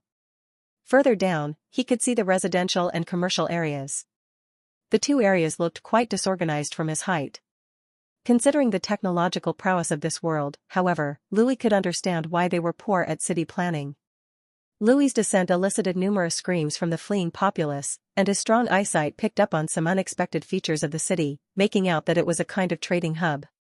Boom. A sonic boom spread apart the clouds as he sliced across the sky. The sound wave undulated, sweeping across the nearby mountains. Before he could hit the city, however, he met resistance. A magical barrier had obstructed his descent. When his titanic body collided with it, the barrier and the city beneath it shook violently. Countless residents collapsed in the streets with terrified screams as they gazed at the dragon on top of them. Louis shook his head, slightly dazed. Upon second thought, he should have realized earlier on that such an important stronghold would be protected. Moreover, this barrier seemed quite good at blocking physical objects. His descent should have been powerful enough to destroy mountain peaks. Louis focused divine power in his eyes and looked again. He could indeed see a large barrier protecting the city. However, it had begun to dim, signifying that his prior collision was not entirely useless. The terrified expressions of the soldiers on top of the walls entered his view. The common residents ran and shouted on the streets, afraid that if they were a step slower, they would be killed by the dragon. Some people gathered together, shivering as they stared at the mythical creature that only appeared in stories. There were even some people dressed as mercenaries while holding weapons, but looking at them trembling all over, they seemed like weaklings. Louis concluded that this city had few powerful individuals. Realizing that he had little time left in his form and that he did not know how to replenish the divine power and the godhood he possessed, Louis chose to save some power for emergencies later. He decided to round things up quickly. Louis's body once again floated up. A pair of wings covered the sky and his shadow enveloped the earth. The emerald dreamland once again unfolded, and an enormous magic formation appeared in the sky, setting it aflame. Louis knew neither how to use magic, nor how it worked. And aside from the names and effects of the different kinds of magic that he understood from the knowledge of the gods, he didn't know how to cast them. However, the gods were always incredible. Even if he could not cast magic, he could still use his godly powers to simulate them. The Emerald Dreamland, the divine domain of dreams, possessed the ability to turn reality into illusion and vice versa. And Louis at this moment was turning his fantasies into a reality, releasing what he understood to be a legendary spell. Scorching waterfall. Like fireworks, countless motes of fire rained down on the city like drops of water in a waterfall. It enveloped the area in a beautiful but destructive glow. Inside the palace located at the highest point of Central City, an old priest was kneeling in front of the stone statue of God and praying fervently. Boom. The earth trembled and the chapel shook. From time to time, tiny pieces of debris fell from above, spilling onto the priest's robes. The elderly priest did not react to the shaking at all. He just lowered his head even more, prayed more quickly, and with greater fervency. Knock knock. The door of the chapel was suddenly opened from the outside, and a young priest stumbled in, speaking in an alarmed tone. Archbishop, it's a dragon, it's a dragon. A huge dragon is flying in the sky outside the city. Yes, I know. The archbishop did not look back. He continued to kneel in front of the statue and spoke with a calm voice. Seeing that the archbishop had little reaction, the young priest became even more anxious. Your Eminence, that is not an ordinary dragon. Its body is more than 300 meters long. It's completely different from the dragons on the main continent. I know. The archbishop continued speaking in a calm voice. That is a primordial dragon, moreover, a demigod primordial dragon. I know that. Remember, you must be silent in the presence of God. This place is the chapel. It is God's kingdom on this land. Do not behave disrespectfully. The young priest heard the archbishop's words. The panic on his face evaporated, and he looked at the archbishop with reverence and respect. Outside the city, the demigod primordial dragon was attacking the city and had almost destroyed it, but the archbishop continued calmly praying to God. He fully lived up to his name as a devout believer. Abir has been martyred for the theocracy. The archbishop's calm statement cast horror onto the young priest once more. Lord Abir, But quickly he recalled that he was still in the chapel. He gradually suppressed his voice, but his face betrayed his terror. That person was the Holy Iris Order commander, Lord Abir. He was a high-ranked legendary warrior stationed in Central City, and with his strength alone, he could capture the neighboring city. Such a powerful person fell in so short a time? The priest wondered if he was in a nightmare. There is no need to panic. His Holiness the Pope will hold a mass for Abir, and he will go to heaven to be with God. The archbishop continued slowly and methodically. No, I'm not panicking about Lord Abir's fall, I'm panicking about my own safety right now. The young priest spat in his heart, but he didn't really dare say these words. Your Eminence, what do we do now? As the Archbishop of the Central City, he was the highest officer with all the administrative power, and only he could give orders in this situation. After a moment of silence, the Archbishop said indifferently, convey the following, tell the soldiers not to attempt resisting the dragon. A demigod primordial dragon is not something that they can face, and they would only be sending themselves to their deaths. Tell the soldiers who can still move to go to the granary and burn all the food and other strategic materials in Central City. Your Eminence, in that case, won't the Central City be? His Holiness the Pope will. The priest said in horror. The Archbishop's order was to abandon the city. Central City was a very important location. If they abandoned it, His Holiness would be furious once they returned to the theocracy. I will take care of everything.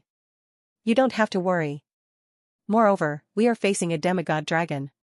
I think His Holiness would understand. In these past few millennia, no one knows how many times Central City has changed hands. Humans, elves, beastmen, and many other races have ruled it, but never once has a dragon ruled over it. You should know that with a dragon's temper and habits, they would not be interested in the city and territory. Even the Dragon Kingdom in the north, which has a pact with the dragons, could not make them do so.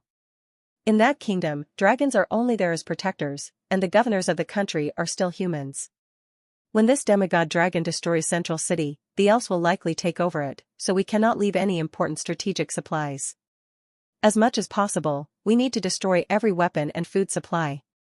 This way, the theocracy can organize a large army to take back Central City again. At that time, the demigod dragon will have departed. Listening to the plans the Archbishop had formulated, the young felt pure admiration for him. He remarked internally that this was why the Archbishop was most trusted by the Pope. Since you heard my orders, quickly go. If the dragon destroys the city and leaves the granary and armory alone, the elves will probably take them away. With those supplies, we would have to pay a huge price to retake the city. The Archbishop spoke with a stern voice. Yes, I will convey your orders. Then Archbishop, what do you plan to do? Under this cathedral in Central City, there is a storage room with many treasures and precious magic tools. It would be impossible for us to take away all these things. With the dragon's greed for treasure, it is impossible to hide the fluctuations of wealth from him. He will definitely watch this place. You guys should run first. The Archbishop sighed. The priest, on the other hand, had a sad face. He thought that the Archbishop was planning to die as a martyr to block the dragon so that he could buy time for them, the ordinary people, to escape. Sensing that the priest had misunderstood something, the archbishop glared at him and said, "What are you daydreaming about? I'm leaving through the secret passage. Wait until you are away from the divine domain before using the holy magic scrolls to teleport away. You guys don't need to care about me. Run as far away as you can run." Although the archbishop was an old priest and knew how to use high-level holy magic, his main duty was to save lives and help the wounded. He simply did not know combat. If even Abir, who was one of the strongest people in the theocracy, had fallen, then what use did he, a healing bishop, have in staying there?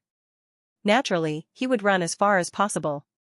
The archbishop thought about his own high status within the theocracy. He had not yet enjoyed enough blessings, so how was he willing to just die here? Hearing the archbishop's words, the priest's face turned black. It seemed that the reason they had been sent outside was to attract the dragon's attention so that he could escape. The priest had incorrectly believed that the archbishop had the spirit of sacrifice. But because his status was not high enough, he did not dare respond and bade farewell as he passed on the archbishop's orders. Waiting until the young priest left and the church was empty, the archbishop jumped up and ran with agile movements that did not match his age. He quickly ran towards the back of the chapel where the secret passage was located. At that moment, scorching waterfall had already completely penetrated the city barrier. Countless drops of fire fell like glorious lights onto the city. Explosions, burning flames, wailing and screaming of the countless races, trampled streets, and the fleeing crowds formed a doomsday-like hellscape. The dragon descended from the sky. Like in the stories of old, it had annihilated the city in an instant. The city was desolate after the disaster. The flames raged without end, and the kilometer-wide magic formation hovered in the sky, raining fire and terror. With the city's barrier broken, there was nothing left to resist the dragon's might. Save forbidden magic that only the gods could cast, legendary rank magic was the highest rank others could perform. Its might was so potent that it could maim the gods and annihilate legendary rank foes in seconds. This magic was part of why mages were highly regarded. Though only a few of such mages existed, each one was capable of mastering legendary spells. However, ordinarily, a legendary rank mage could only master a single type of legendary magic.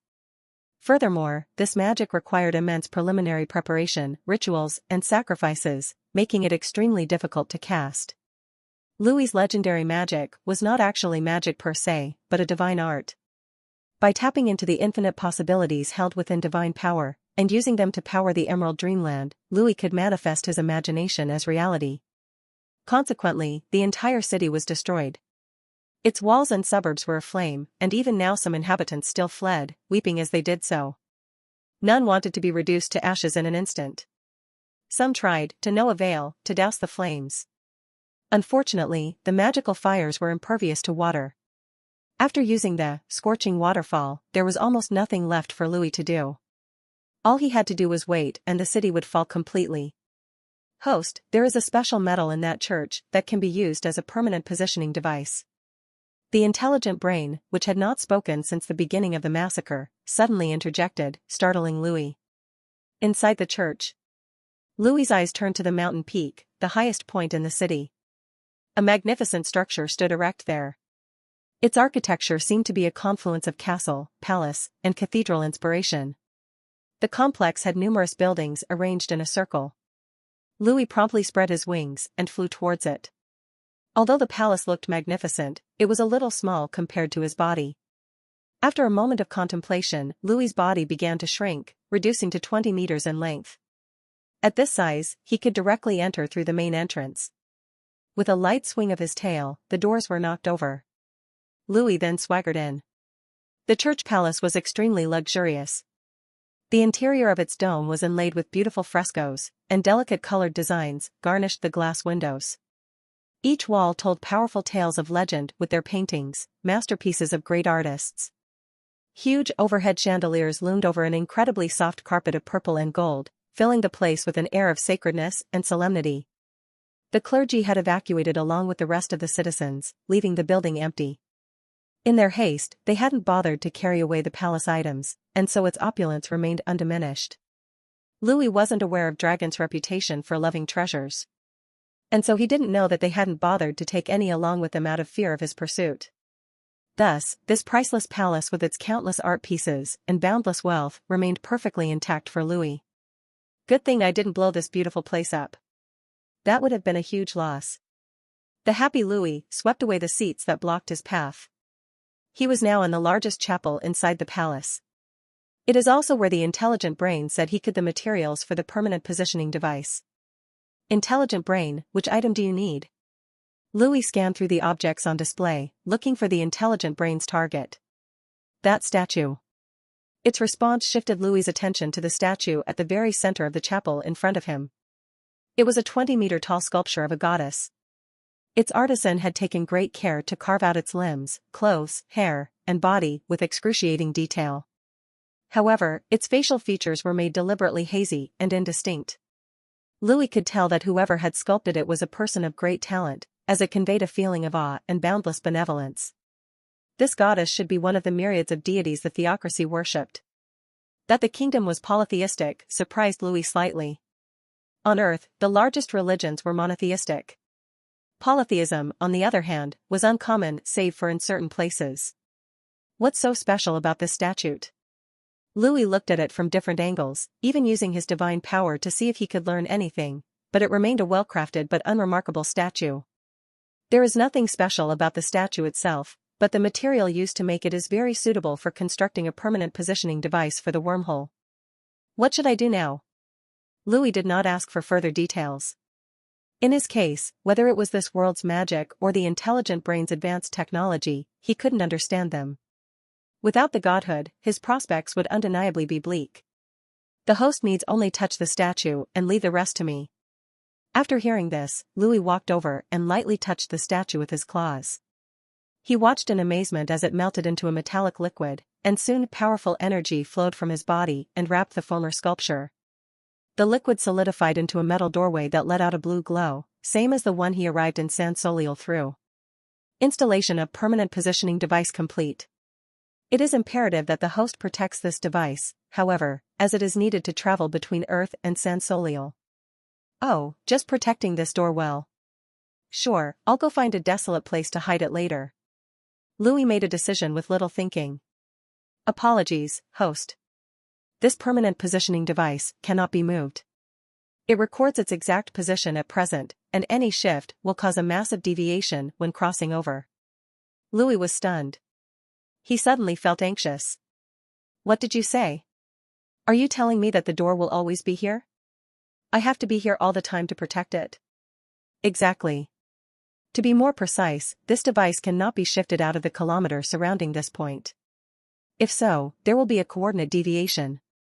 And when traveling between worlds, slight deviations can lead to unpredictable consequences. You retarded $% caret and star. Why didn't you say it earlier? If you did, I would have moved the statue away. How could I just let you place the permanent positioning device here? Louis's expression changed greatly. He did not even think as he rushed out of the palace and spread his wings, becoming a gigantic dragon once again. I am Louis XXXXXX car : All resisting parties should lay down their weapons and surrender. Henceforth, this city is mine. Those who submit may survive. But those who resist or attempt to flee shall become ash. From this day on, I am your lord, and this city shall be called Dragon City. Louis flew to the sky, announcing his intent. With his divine power, his voice permeated every square inch of the city, and his magic quelled the flames. At first, he was prepared to destroy the city and leave. This was equivalent to slaughtering everyone and running away. But he did not expect that he would need to change his approach due to the permanent positioning device. He changed his intentions and became the lord of the city. Dragon City, which had been forcibly renamed by Louis, became quiet. The civilians who had yet to escape had deathly expressions, and after hearing Louis's announcement, they clutched their valuables in fear and consternation. In this eerie silence, the children's cries were clear. Parents quickly covered the children's mouths, shivering for fear of attracting attention. Some of the mercenaries in the city were also at a loss. They did not know if they should leave or continue to stay. These battle-hardened mercenaries were bold people. If they heard such words in other places, they would definitely ignore them and prioritize their own safety first, but when the speaker was a demigod dragon, even they had to be careful.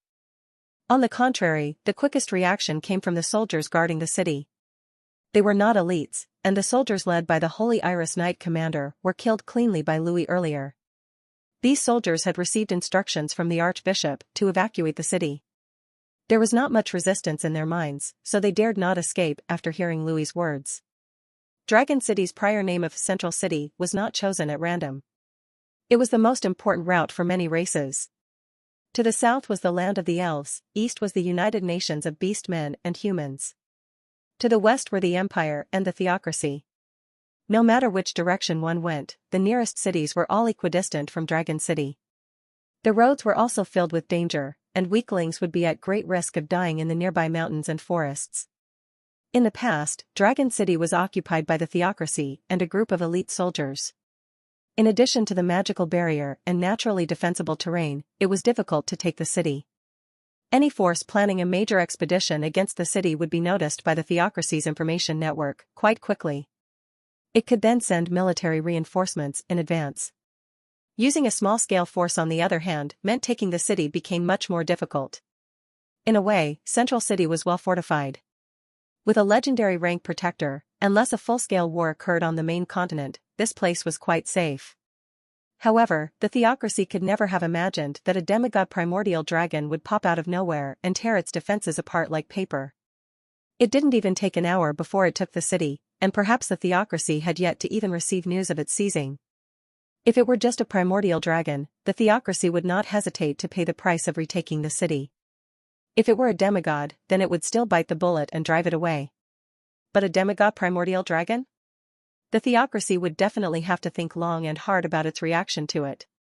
Even if they could defeat this dragon, the Theocracy would likely exhaust itself completely for a power that was in a supreme position. This would be a stupid decision. Furthermore, let alone the non-human races, the neighboring empire would devour it soon after. Now, Louis did not know this much. He just hovered over the city and saw that most people had followed his instructions out of fear. Some soldiers even began to drive back citizens into their burnt homes. He nodded in satisfaction at this sight. It was already too late to regret. Since the city had been partly destroyed, Louis had to preserve the other part as much as possible. But not everything is bad news. Now that I have shown my strength, the other countries and forces in this world will think carefully before looking for trouble. Louis consoled himself. He had not yet used up all the power in the godhood. He still had a trump card, and so he had nothing to fear. He now needed time so that he could grow up. As long as he followed the words of the intelligent brain, found enough energy to become complete, and picked up the remaining fragments of divine power, he could definitely see himself becoming an immortal god. Naturally, this was something he had to consider afterward. Now, he had to think of a way to get a foothold in this world. As his wings spread once more, Louis flew back to the church palace at the very top of the city. His body once again shrank as he withdrew the precious divine power. Until he found a way to replenish it, he would use it sparingly and only when necessary. Louis reverted to his initial appearance as a baby dragon and entered the palace. As he looked at the opulent palace with extreme satisfaction, he thought of making this place into his lair for a long time to come. Suddenly, Louis's dragon instincts erupted as he smelled the scent of treasure. With bubbling excitement, he followed his feeling to the back of the chapel. He quickly found the entrance to the basement and discovered the treasures within. Perhaps this was one of a dragon's talents. Babies, here I come. Whether as a dragon or as a human, treasures were always attractive, and Louis had a great enthusiasm for his spoils of war. Louis descended the jade steps into the underground room. After turning a corner, his eyes were dazzled by the light gleaming off gold, silver, jade, and gem treasures. He also took note of the potent magic power radiating from metals he had never seen before. The rare metals flashed with colorful lights, but without the dazzle of gold. The gold coins had almost filled up the entire basement. With his 4-meter-long body, the quantity didn't seem that much, but if he were a human, they'd probably form a mountain of glittering brilliance. Louis could almost feel his irises turn into dollar symbols. His instinctive greed awoke the desire to jump up and down and roll around in his newfound wealth. Fortunately, his human soul helped suppress the urge. At this moment, he noticed that there was actually an intruder within the room. It was an old mage wearing unorthodox magical robes. His entire person stank of poverty as he crazily stuffed gold into his pockets, and when he met Louis's eyes, his face stiffened and he let out a smile that was uglier than crying. Marches cursed his terrible luck. He originally wanted to participate in the theocracy's decadal invasion so that he could catch a beautiful noble elven girl who he'd then sell to a noble. This way he could make a fortune and recover from his bankruptcy after failing several magical experiments. The theocracy had been invading inhuman enemies for more than hundreds of years now. When facing the powerful races, their battle would only end in skirmishes, but when facing weaker races, they would launch true invasions. In these many years, the theocracy and other races had been fighting back and forth in low-intensity battles. It was because of this lower danger level that a powerful seven-ring mage like Marches decided to join the war. He even received preferential treatment from the Holy Iris Knight Commander and enjoyed the worship of some of the low-rank mages.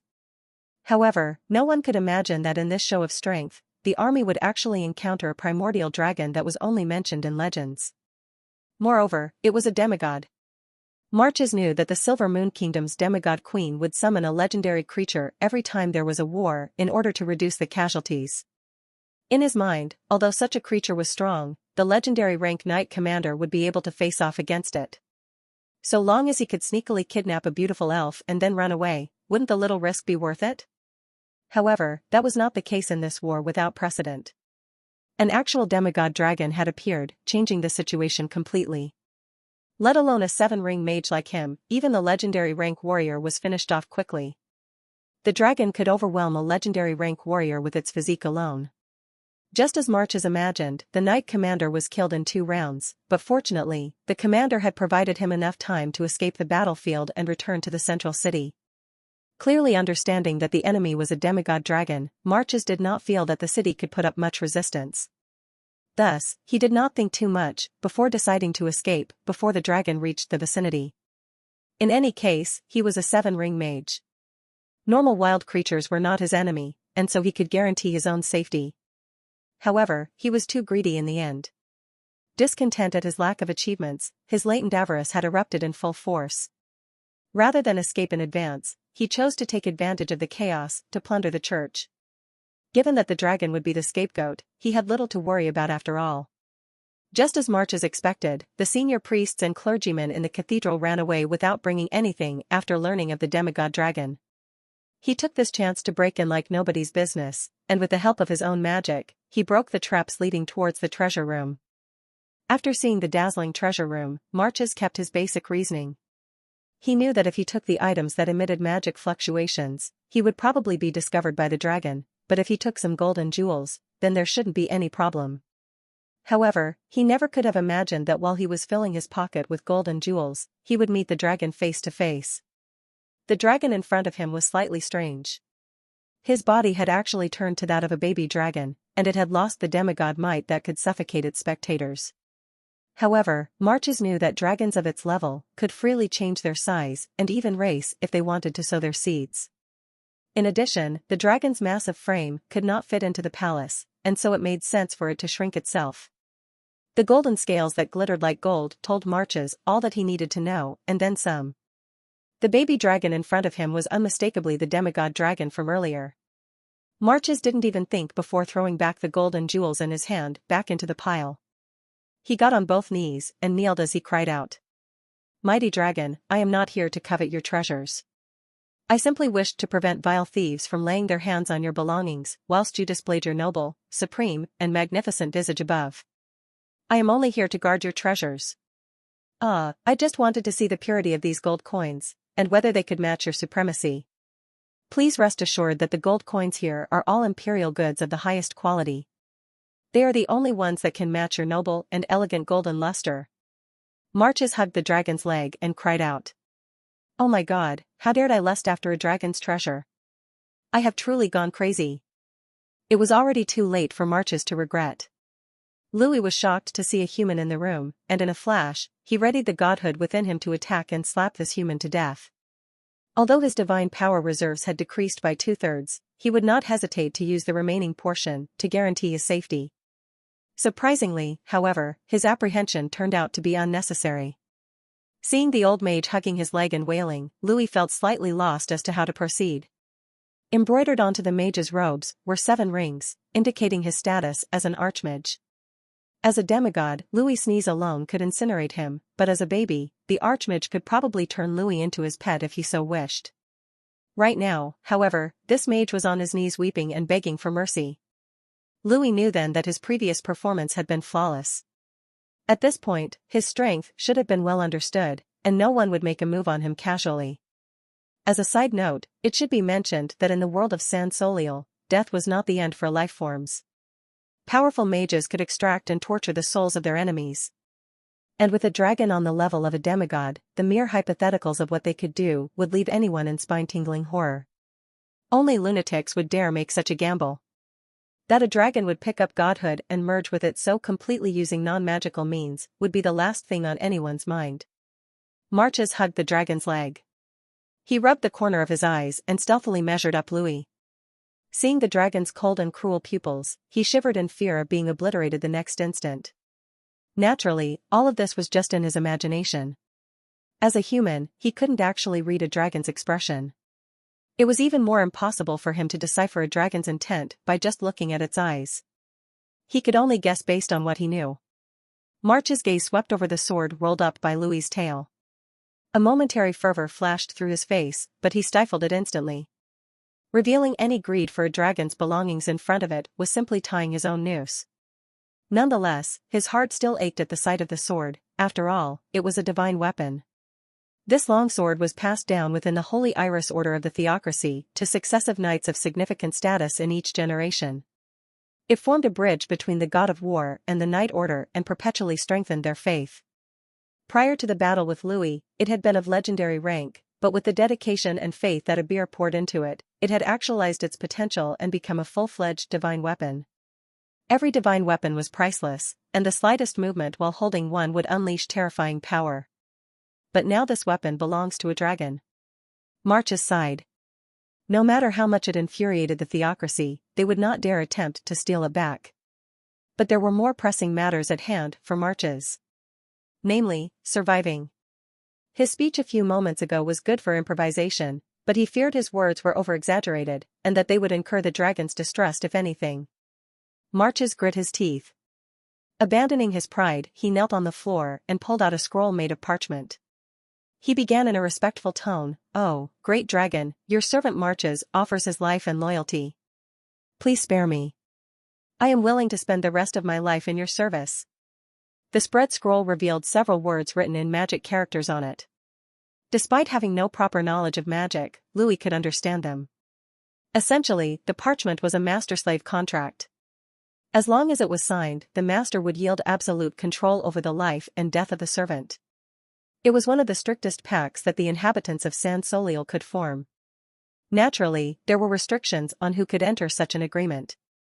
For one thing, the gap between the respective entities' powers could not be astronomically huge. At the very least, the slave side could not be overwhelmingly more powerful than the master. Louis, for instance, couldn't sign to become a slave even if he wanted to, as the godhood within him had raised the level of his existence beyond everything else. It would take an actual god descending to force him into a slave pact. To show his sincerity, Marches immediately signed his name on the contract with blood. Louis looked first at the contract, and then at the pale mage, with a nervous smile. After thinking about it, he stretched out his claws and left a mark on the parchment.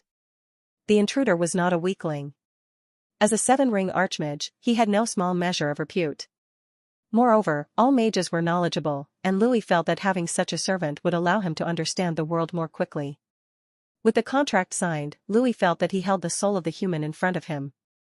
As long as he willed it, he could make him die a violent death. At this moment, Louis also relaxed. He had been truly afraid that this mage would rise up and hurt him. Seeing Louis sign the contract, Marches also relaxed. At the very least, this meant that the dragon would not kill him at the moment. But thinking about the fact that he had signed a master-servant contract with a dragon, Marches was filled with despair. It was well known that dragons were very tight-fisted. It was even joked on occasion that dirty gnomes were better as masters than dragons, who were extremely stingy. At least gnomes could give rewards on occasion. After grasping control of the archmage's soul, Louis finally directed his attention to the treasure trove before him. His eyes moved to a crown that emitted strong magical fluctuations. What is that? Louis pointed his claw at the crown. Marches looked in the direction Louis pointed at and wondered why Louis did not recognize the object. Although dragons did not actively learn things, they would undoubtedly accumulate knowledge as they grew. The more ancient a dragon was, the more knowledgeable it was. The primordial dragon in front of him should have already lived for tens of thousands of years. It was only right that it was near omniscient. But Marches immediately suppressed this thought. He suddenly realized that perhaps the great dragon was just testing him. If he could not show his value, then he would be slapped to death in the next second.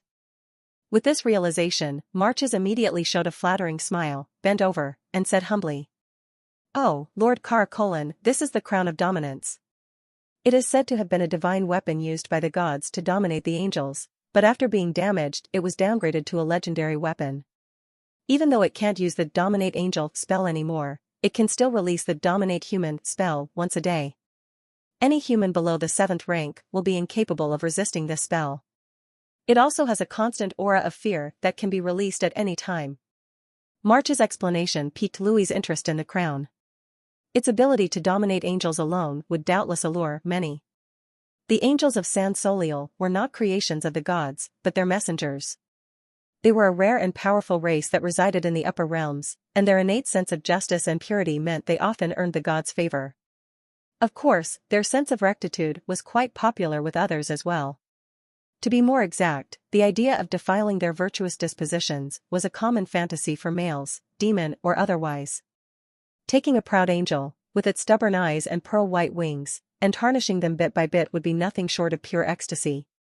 Granted, this was quite the evil thing to do, but Louis could not care less. He was no longer human and would not be bound by human morality. He was a proud dragon, and he would do whatever pleased him.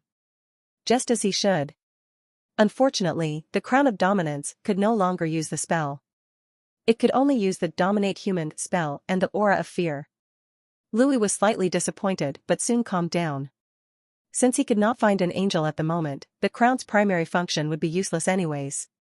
Being able to use Dominate Human once a day and Aura of Fear was already quite powerful. Louis's body was still growing up, and he did not want to use the godhood unless it was absolutely necessary. After all, he still didn't know how to replenish it. To conserve his power, he would arm himself as much as possible while he became stronger. The Aura of Fear could equal the release of his dragon's might. It would strike fear in the hearts of his targets and reduce their combat power, thereby supplementing Louis's shortcomings.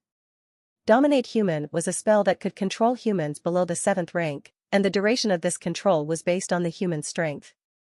In battle, a few seconds of control would be more than enough to inflict fatal damage. What's more, Louis felt that this ability could be put to good use after returning to Earth.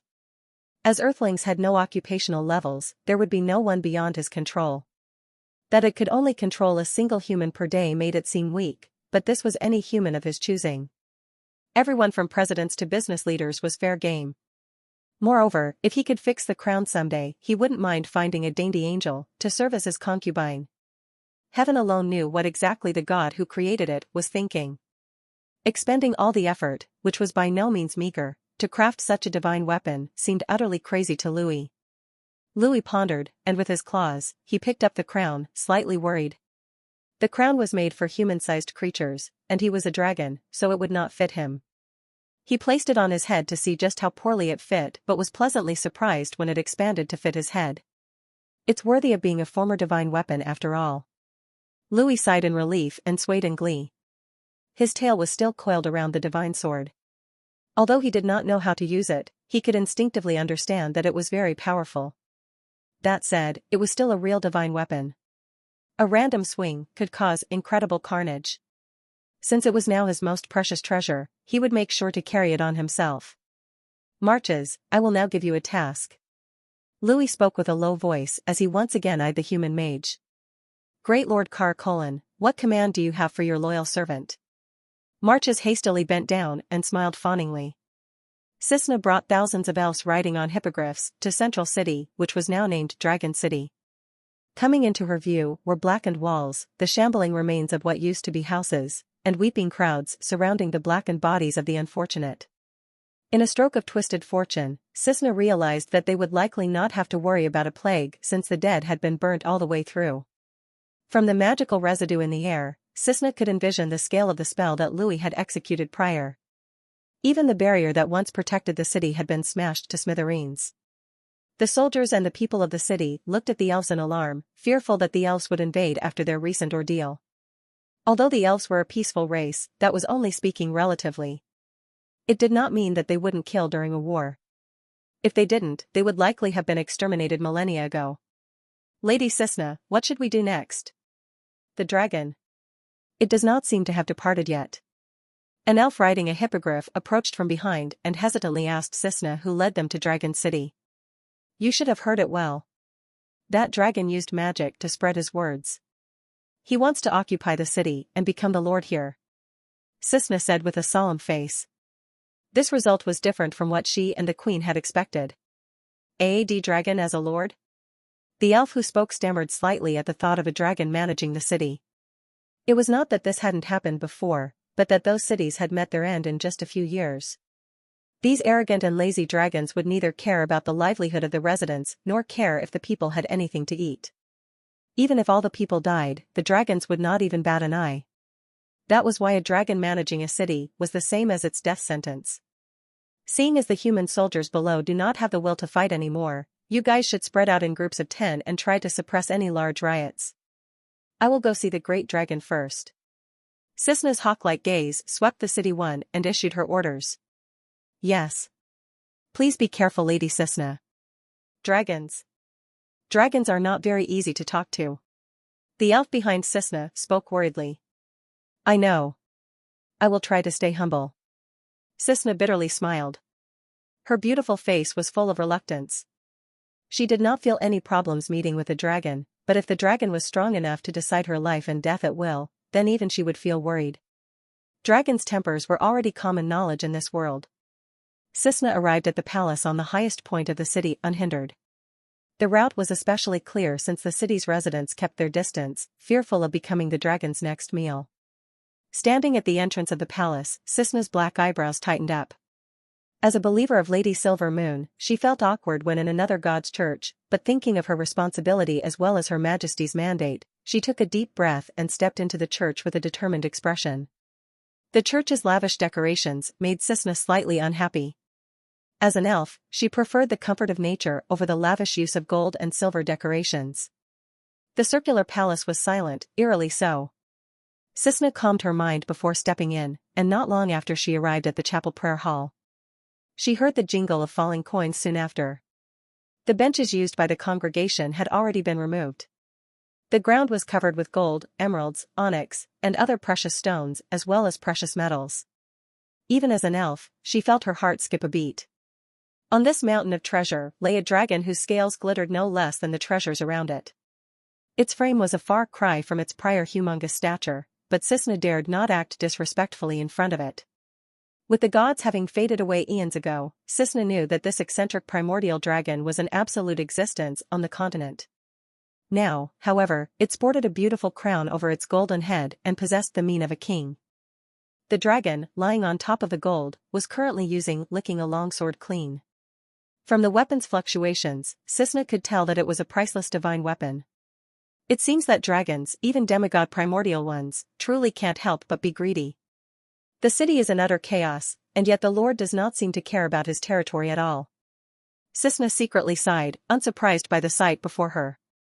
If a dragon wasn't greedy and covetous of treasures, then it wasn't really a dragon. A human archmage was currently using magic somewhere in the basement to push the basement's wealth in front of the dragon, making a sea of gold and silver. Great Lord Carcolin. Cisna straightened herself. She slowly stepped a short distance in front of Louis and performed an ancient elven salute. Louis stopped mid-lick and hid the sword beneath himself.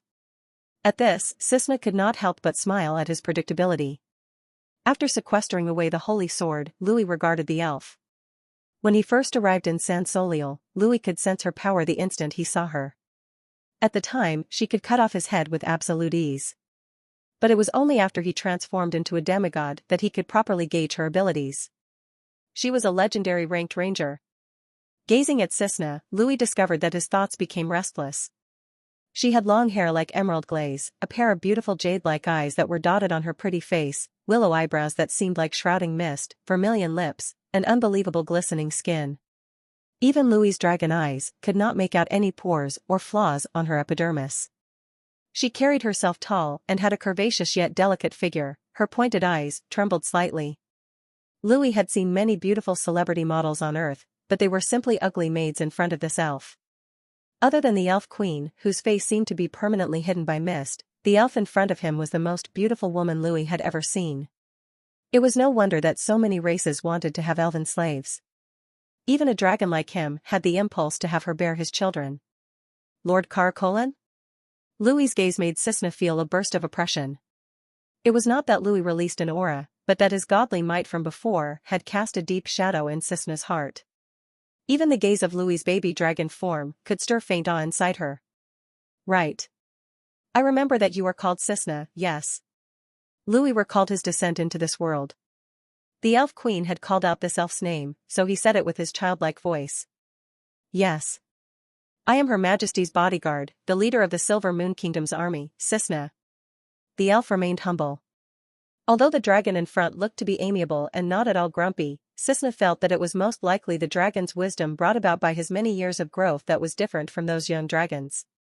So Cessna, tell me what you're here for? Although the elf was beautiful enough to stir even his reproductive urges, Louis decided to prioritize his own safety. After all, as the saying went, after one is fed and warmed, their sexual desires come next. I was ordered by Her Majesty to bring the elven army here and see what we need to do for Lord Carcolan.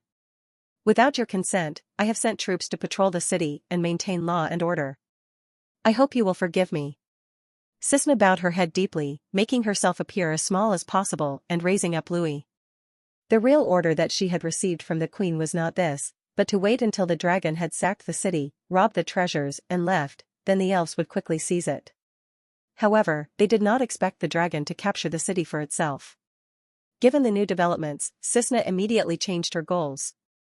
Louis was stunned when he heard Cessna's words. He felt embarrassed that he had only focused on the luxurious palace and the treasure inside and nearly forgot about the city on the brink of destruction. He did not expect that his thoughts were becoming more and more like a dragon's. But soon, Louis was distressed again. He recalled that his highest ever official position as a human was the leader of a small group charged with collecting homework. He simply did not know how to manage a city. Lord Carcolan? Cessna saw that the dragon seemed to lapse again into absent-mindedness. She lightly called out, pulling Louis's mind back. I want you to tell me the history of this city as well as the current state of the world in general. Countless years ago, I was trapped within an unknown realm in the Sea of Stars. Had I not felt the summons from the main continent, I would likely still be wandering the endless Sea of Stars today. I need to brush up on my understanding. Louis lowered his voice as much as possible, but he did not forget to add an air of dignity. It was said that a single lie would cascade into 1,000 more as the liar attempted to cover it up, and Louis was a perfect example of this. Since everyone had misunderstood him so far, he might as well roll with it. Even if he acted a little lively, they'd only think he was an eccentric dragon who remained young at heart. Nevertheless, there were certain emotions he absolutely could not express, such as fear and alarm. No matter how dire the situation seemed, he would have to maintain a composed visage. Even if this was technically his first time in another world, he had still read many novels. If he couldn't do even that, then he'd truly be an idiot. Transmigrators and reincarnators needed to have a solid grasp on their attitudes. Only idiots would look for trouble in situations that they did not yet understand. Aside from being recognized as a demigod, Louis had also obtained a fundamental understanding of the cosmology of San Soliel. He knew that countless realms, large and small, existed within the Sea of Stars. Any entity that accidentally wandered into one of the unknown realms by accident could find themselves stranded until the day they died. So, there was no problem with his excuse at all. Even the gods could get lost in the Sea of Stars. In fact, whenever they wandered the Sea of Stars, they would make sure to properly prepare the return coordinates. If even they could get lost, then a demigod like Louis losing his way wasn't strange at all. Hearing Louis's words, Cessna's heart shook as she realized that her and her queen's guess was correct. This living specimen of an otherwise extinct species had been lost eons ago in the Sea of Stars. It was only the queen's divine power that had allowed it to return to the main continent. In that case, this dragon was extremely lucky. Cisna recalled her queen talking about the lost history on occasion when she was still a young ranger. She figured that this dragon had been asleep during the period, and so had missed the dragon god's call. Considering that the call had preceded the biggest disaster that San Soliel ever faced, Providence was definitely on the dragon's side. Very little was recorded concerning the catastrophe, and only a few words trickled on occasion into the ears of the privileged. That said, anyone who survived the calamity would be sure to remember it. In it, nearly all life in San Soliel was extinguished, and only a tenth of the world's population was left by its end. Countless gods perished as deities were cut down like chickens, and none could guarantee their survival in face of the unprecedented disaster. Bringing her thoughts back to the present, Cisna gave Louis a condensed explanation of the continent's geopolitics. Her voice was clear and pleasant to the ears. In addition to her unique beauty, she also had a warrior's perseverance. Her light voice that was like a nightingale's song filled Louis with glee as he heard her speak. While Cisna was explaining, Louis came to better understand the world of San Soliel. The main continent was vast and was separated by an endless mountain range in the center. This divided the continent into two halves.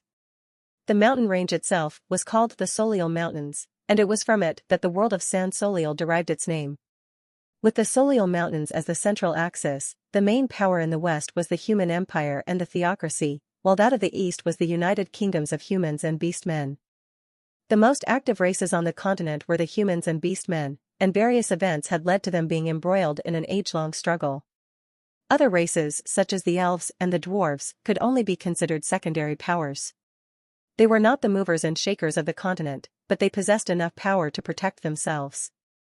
Other races such as kobolds and goblins were more complex and diverse, but these races only live in mountains, jungles, swamps, and other locations that humans and beast-men could not fully control. Among these explanations, Louis became most attentive when it came to the Dragon Kingdom in the northeast of the continent. This was a special country that was protected by dragons as part of a pact they had signed. Geographically it was nothing impressive, but its powerful protectors meant that few would dare provoke it. Louis did not want to see other dragons. His greatest trump card at the moment was his godhood, and this, in turn, gained its power from the dragon's belief in the dragon god. Who knew if other dragons could discover that he was a fraud?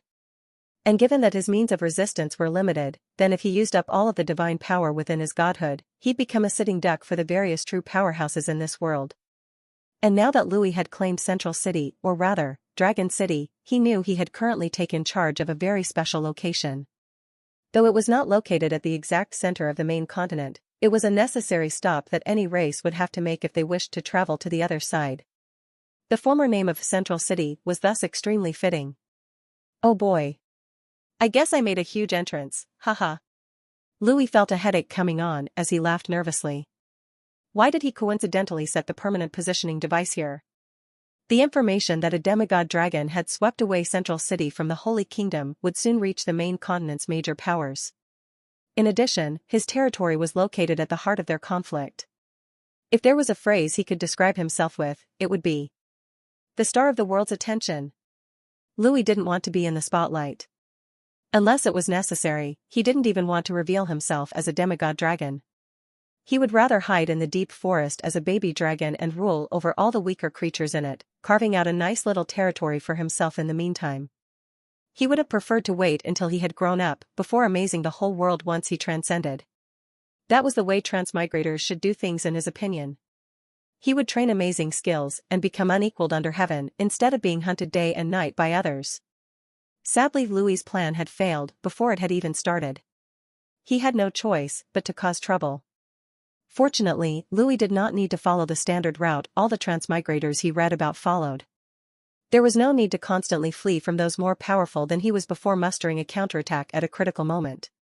Cisna, tell me. What is the situation of the city right now? Louis pondered for a while before slowly asking. Since the permanent positioning device could not be moved and had to be within 1,000 meters of the established location, basically the range of the entire palace, Louis had to take the city as his base. Since it was his territory now, he could not leave it alone, but had to develop it properly. If possible, it was best to have a powerful force and army. Although his public identity as a demigod dragon could deter others for a time, he did not believe it could do so indefinitely. The humans would doubtless grow restless and send some forces to harass him. Louis could not personally act each time an enemy arrived. Not only would his divine power be consumed, but he might even reveal his true identity if he wasn't careful. After that, the remaining kingdoms might form a coalition to hunt him. He needed manpower. For example, his new servant.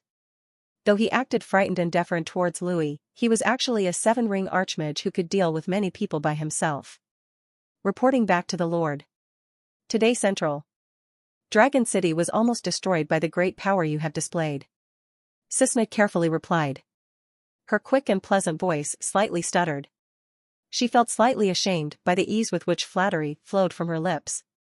Still, the strength and terror he displayed earlier allowed her to praise him with a clear conscience, and she did not want to provoke the dragon's wrath. If the dragon took offense with her words and flew towards the forest of the moon in a rage, then she would be the ultimate sinner, and only the elf queen would stand a chance of stopping it. Even if that happened, she was fairly sure that the elf queen would not be its match. Dragons were, after all, an unreasonable race. And as long as they matured, they could fight numerous enemies at their rank. Moreover, when they grew to the level of ancients, they would be able to obtain legendary rank power, and could easily demolish armies filled with combatants that equaled them rank-wise. Not to mention that this was a demigod dragon who would probably only have to flick its wrist once or twice. But, a dragon could not grow forever. No matter how long it lived, it could not grow into a demigod. Gaining any level of divinity was a tough ordeal, and dragons' lazy and gluttonous natures often hampered their already small chances. Thus, demigod-ranked dragons were a rarity in history. This was also why Cisna felt awe towards Louis. Marches, who had been working hard and moving the gold, heard the elf's flattering words and looked down on her in the depths of his heart. He felt that even the so-called pure elves would have to kneel in front of the mighty dragon, and so there was nothing wrong with his behavior. He made excuses for himself. But this elf chick is really pretty. Damn it. No way I'd sell her if I caught her. I'd have my fill of that body till I died, and she'd be a great heirloom for my kids. Marches thought lewdly. So what if it's destroyed? It simply needs to be rebuilt. Nothing difficult about that. Louis did not feel any remorse over half-decimating his own city. He even felt that it would save him a few troubles. Despite the elevated powers of certain individuals in this world, Louis felt that its civilization itself was quite backwards. Perhaps it would not even compare to Earth's Middle Ages. According to the intelligent brain, this world's creatures were barbarians, slowing the progress of civilization. When Louis observed the city from a high altitude earlier, he could tell that its layout was completely unplanned and chaotic. There was no proper ordering or partitioning of districts, and individuals built whatever they wanted and wherever they wanted. The sheer amount of filth that covered the streets almost awoke a mild misophobia within him. Louis was very dissatisfied with the current dragon city as he was used to the relative cleanliness of modern metropolises on Earth. Hearing Louis's words, Cisna secretly sighed, misunderstanding his words and pitying the citizens. Once a dragon, always a dragon. They simply don't care about their subjects, and only the people will suffer. With this in mind, Cisna became more cautious. She didn't want to rebel against the terrifying entity and make him think badly of the elves. If that happened, her people would join those of Central City in short order. At present Lord Caracolin, Dragon City has a pressing need for food. Prior to their flight, the Holy Kingdom's people set fire to the majority of the city's grain reserves, and the remainder cannot support the daily needs of the now homeless residents. Even if the Silver Moon Kingdom were to transfer some supplies, that can only be a stopgap measure. Cisna continued. Our elven race's diet is different from humans. We subsist mainly on fruits which spoil quickly, and so we have very little in reserves. Even in winter, many of our clansmen go starving. Population is vital to a city, and should not be abandoned. Only their existence can help develop a city. Cisna's words were reasonable and also emotional. She first explained the importance of the people for the city. She was afraid that Louis might become annoyed and say something like, "Kill all the civilians who have no food, if they die they won't go hungry," in a typical dragon fashion. At the same time, she even blocked Louis's path of taking the elves' food and recounted the elves' tragic lives, to the point of almost crying. Although elves were not afraid of war, they would not normally do evil deeds. Cisna had also considered those poor human civilians whose lives were close to the brink. If it was an ordinary dragon, Cisna's words would not be able to move it, but Louis, who had the soul of a human, looked Cisna in the eyes. This elf is quite amazing. She speaks quite eloquently, and the way she plays with language leaves even scammers in the dust. She even ignored racial issues, which was quite impressive for an official. She was beautiful and strong. Moreover, she was not a sweet naive woman, but a woman with both brains and brawn. The more Louis looked at her, the more he wanted her to bear his kids.